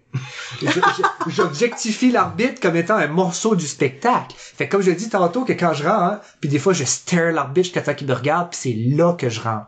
Parce qu'il sait que, shit. OK, faut que je sorte mon gazou parce que ça me rend. Non, ils disent, ça, c'était totalement un trigger à se faire punir left and right parce que je voulais qu'on aille parler dans les coins de ça. Ça faisait partie de jouer le spectacle de l'impro, la punition, le capitaine qui va dans le coin, ça fait partie du spectacle. Comme toi, le joueur le plus puni. J'ai 2 trophées d'impro dans ma vie. Ouais. J'ai le trophée du Zeb et le plus puni. Et c'est les 2 trophées qui sont à côté de mon ordi, et à côté de ça, il y a les dessins de mes enfants. C'est pour moi, c'est un honneur d'être le plus puni. Parce que les gens ont quand même ri. J'ai réussi à être le plus puni, j'ai réussi à jouer avec la limite de l'impro, avec cette tangente-là, la punition qui est si difficile à jouer. J'ai réussi à assez bien jouer pour non seulement en avoir plus que les autres, mais aussi réussir à faire une bonne saison. Patrick Hardy renchérit sur la question d'Élise. Hardy qui a d'ailleurs fait mon prix. Ah oui. Il a dit, es-tu plus piste? On va dire en général, là, pas à propos de cette situation. Es-tu plus piste envers Élise en tant qu'arbitre ou moi en tant qu'arbitre? Et pourquoi? T'es pas piste après personne. Je suis pas piste après personne, évidemment. Ça m'a fait rire parce que quand Pat m'a Mais peut-être on pourrait poser la question différemment, comme évidemment, Élise, ça t'a juste arbitré comme un tournoi. Oui. Voilà. Oui. Puis Patrick, dans la ligue. Oui, dans la ligue. Patrick dans la ligue. Y a-tu un arbitre dans tout ce monde-là, là, c'est pas nécessairement juste eux autres, mais qui, que cette chimie-là, que cette, tu sais, là, que ce jeu, ce tiraillage-là, que t'aimes faire avec l'arbitre, que pour toi, ça marchait beaucoup le mieux? Il y a eu toi, Mike, il y a eu Étienne. J'ai toujours bien joué avec mes arbitres. Je te dirais qu'avec Pat, ça passait peut-être moins bien. Puis c'est tout à fait correct. Tout le monde ne peut pas m'aimer. Je n'aime pas tout le monde. Et c'est correct. Mais Pat, c'est drôle parce que quand il m'a vu avec mon premier enfant en 2015 aux Zèbres, il pouvait pas comprendre que j'allais éduquer un petit être. Et c'était beau à voir. C'était beau à voir. Lui, il avait comme complètement acheté ton personnage de scène. Pat ne peut pas dissocier ou du moins peut-être maintenant oui, ne peut pas dissocier mon personnage de scène de Mark Sam de mon moi-même. Est-ce que je l'ai bien fait ou est-ce que je l'ai fait trop longtemps? Pat est un de ceux que je sais qu'à certains moments, il a pas aimé. Okay. Il a purement pas aimé. Je me suis basé souvent sur Pat. Il sait peut-être pas, mais ce qu'il m'a dit, je l'ai pris vraiment pour du cash. Les commentaires qu'il me faisait, je les écoutais vraiment beaucoup parce que j'avais de la difficulté à le faire rire. J'avais de la difficulté à ce qu'il embarque dans mon jeu. Fait qu'à un moment donné, je me suis vraiment guidé sur comment je fais pour que Pat passe un bon moment quand je fais de l'impro. Puis ça a joué avec. Puis c'est une joke là, Pat. Je sais pourquoi je peux pas être capitaine. Tu sais qu'à un moment donné, on a fait un improvisaton, puis c'était Fred Mallet qui était capitaine des Bleus, puis j'avais fait plusieurs interventions de capitaine parce qu'on avait changé de capitainerie. Puis Fred me trouvait drôle, puis moi j'enjoyais ça être le coin. C'est mon moment préféré dans le coin. D'être le coin. D'être le coin, d'être le capitaine dans le coin. J'ai toujours aimé ça, cette interaction là. C'est un bonus. C'est le dessert de l'improvisation que seulement 2 joueurs dans une game ont. C'est d'aller jaser avec l'arbitre. Tu sembles avoir un amour pour comme le spectacle à l'extérieur du spectacle, comme dans le frame du spectacle, oui, comme être dans le caucus, puis être dans le coin, puis tout ça, t'as l'air d'avoir vraiment attentif à ça, puis aimer ça. Je suis super expressif quand les punitions sont données, je suis super expressif quand c'est les caucus, je suis super expressif dans everything, parce que pour moi, si je suis devant les gens, je dois divertir. Les gens sont là pour ça. Il n'y a pas de moment mort dans ça. Puis à un moment donné, Fred, durant l'improvisaton, Fred avait décidé « Hey, moi ça fait un bout que je suis capitaine, ça t'entend capitaine le reste de la saison. » Puis je suis rentré tout content dans le coin à la première game où j'étais capitaine, puis c'était pas tardi, puis il a dit « Moi je parle au capitaine. » Puis il a attendu que je walk of shame jusqu'au banc, puis là que Fred rentre, puis il dit « Mais c'est lui le capitaine. » Non, c'est toi le capitaine. Fait que j'ai été capitaine très précisément une demi-game. Et je comprends. Pour les besoins de l'impro, pour les besoins de la ligue, pour les besoins du décorum du spectacle, je comprends pourquoi on changeait pas de capitaine. À ce moment-là, j'étais fâché, mais je comprenais. Absolument. Une dernière question, Isabelle. Je pense que c'est la meilleure. On se fait full circle, vraiment. C'est une question qui nous vient de Marc Doiron. Oh, Marc! Puis il demande, est-ce que t'es jaloux que t'étais la première tour à tomber? Cette impro-là, c'est le fun parce que quand vous allez faire le vidéorama de ça, cette photo-là va être utile. Et cette photo-là est juste le whole diaporama. Oui, c'est ça. Ce n'est que ça. Superposé comme genre avec un fondu en étoile pour les vrais tours. Tu sais, c'est comme on va se gâter. Inapproprié. Tout à fait. Non, je suis pas jaloux. J'étais très content de la partager avec toi. Et très content aussi que j'ai des histoires à raconter. Parce que j'ai beaucoup aimé faire de l'impro. Beaucoup. Ça a été des belles années, ça a été des bons moments de mon université, ça a été des bons moments de mon secondaire. Puis j'aime ça quand on me raconte des impros, que ça a été marquant assez que des gens s'en rappellent plusieurs années d'après, puis viennent me parler, viennent me raconter ça pendant un bon moment nostalgique ensemble. J'adore ça. Il y a des impros qui sont sortis, spécialement quand j'étais officiel dans le circuit secondaire. Ça, on n'a pas parlé, mais j'ai quand même fait beaucoup. Tu sais, à Chicago, à un moment donné, ils ont fait un 24 heures, puis je me suis occupé de la nuit, genre. J'ai descendu de l'université le vendredi, puis de 2 à 6, j'ai arbitré devant une salle complètement vide, mais je me suis dit, si eux autres, l'équipe de Chipagan, veut faire de l'impro, je vais enabler ça. Je vais leur permettre de faire de l'impro parce qu'à une époque, il y a des gens qui m'ont permis de faire de l'impro, et j'ai trop de bons souvenirs pour le faire. Fait, je suis toujours content quand quelqu'un me parle d'impro, puis le fait qu'à chaque fois qu'on me parle de cette impro-là, je pense à Marc. Je pense à ma première année dans la Licume. Ça me fait toujours du bien, c'est toujours un bon moment nostalgique. Je pense que c'est une belle façon de finir. D'accord? Oui. Je tournais ma feuille vraiment doucement pour pas faire de bruit. Moi, je dépose mon verre à tout à l'heure avec mes doigts depuis tout à l'heure, ça fait une éternité. Alors, on vous rappelle que vous pouvez nous laisser des commentaires sur cet épisode ou n'importe quel épisode par courriel au improvisationnb@gmail.com, sur le blog d'ImproNB au impronb.wordpress.com ou sur les médias sociaux. Nous sommes ImproNB sur Twitter et Instagram et ImprovisationNB sur Facebook. Écoutez tous nos épisodes au complet par l'entremise du blog, Apple Podcasts, Spotify ou YouTube. Encore une fois, merci à Mark Sam pour s'être prêté à l'exercice. Merci infiniment pour l'invitation. T'étais bon. Yay! T'étais bien bon. Yay! T'es mon préféré depuis le dernier. Yay! Merci Isabelle. Merci Michel. Et à la prochaine pour un autre entretien avec une vedette de l'improvisation. Arrête. Vedette. Ok, j'arrête.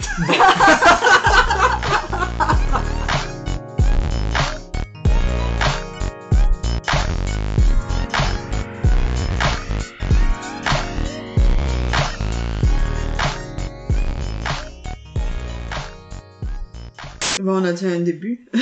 Oh. Ouais, ça c'est ça le début. Les limites du pongo.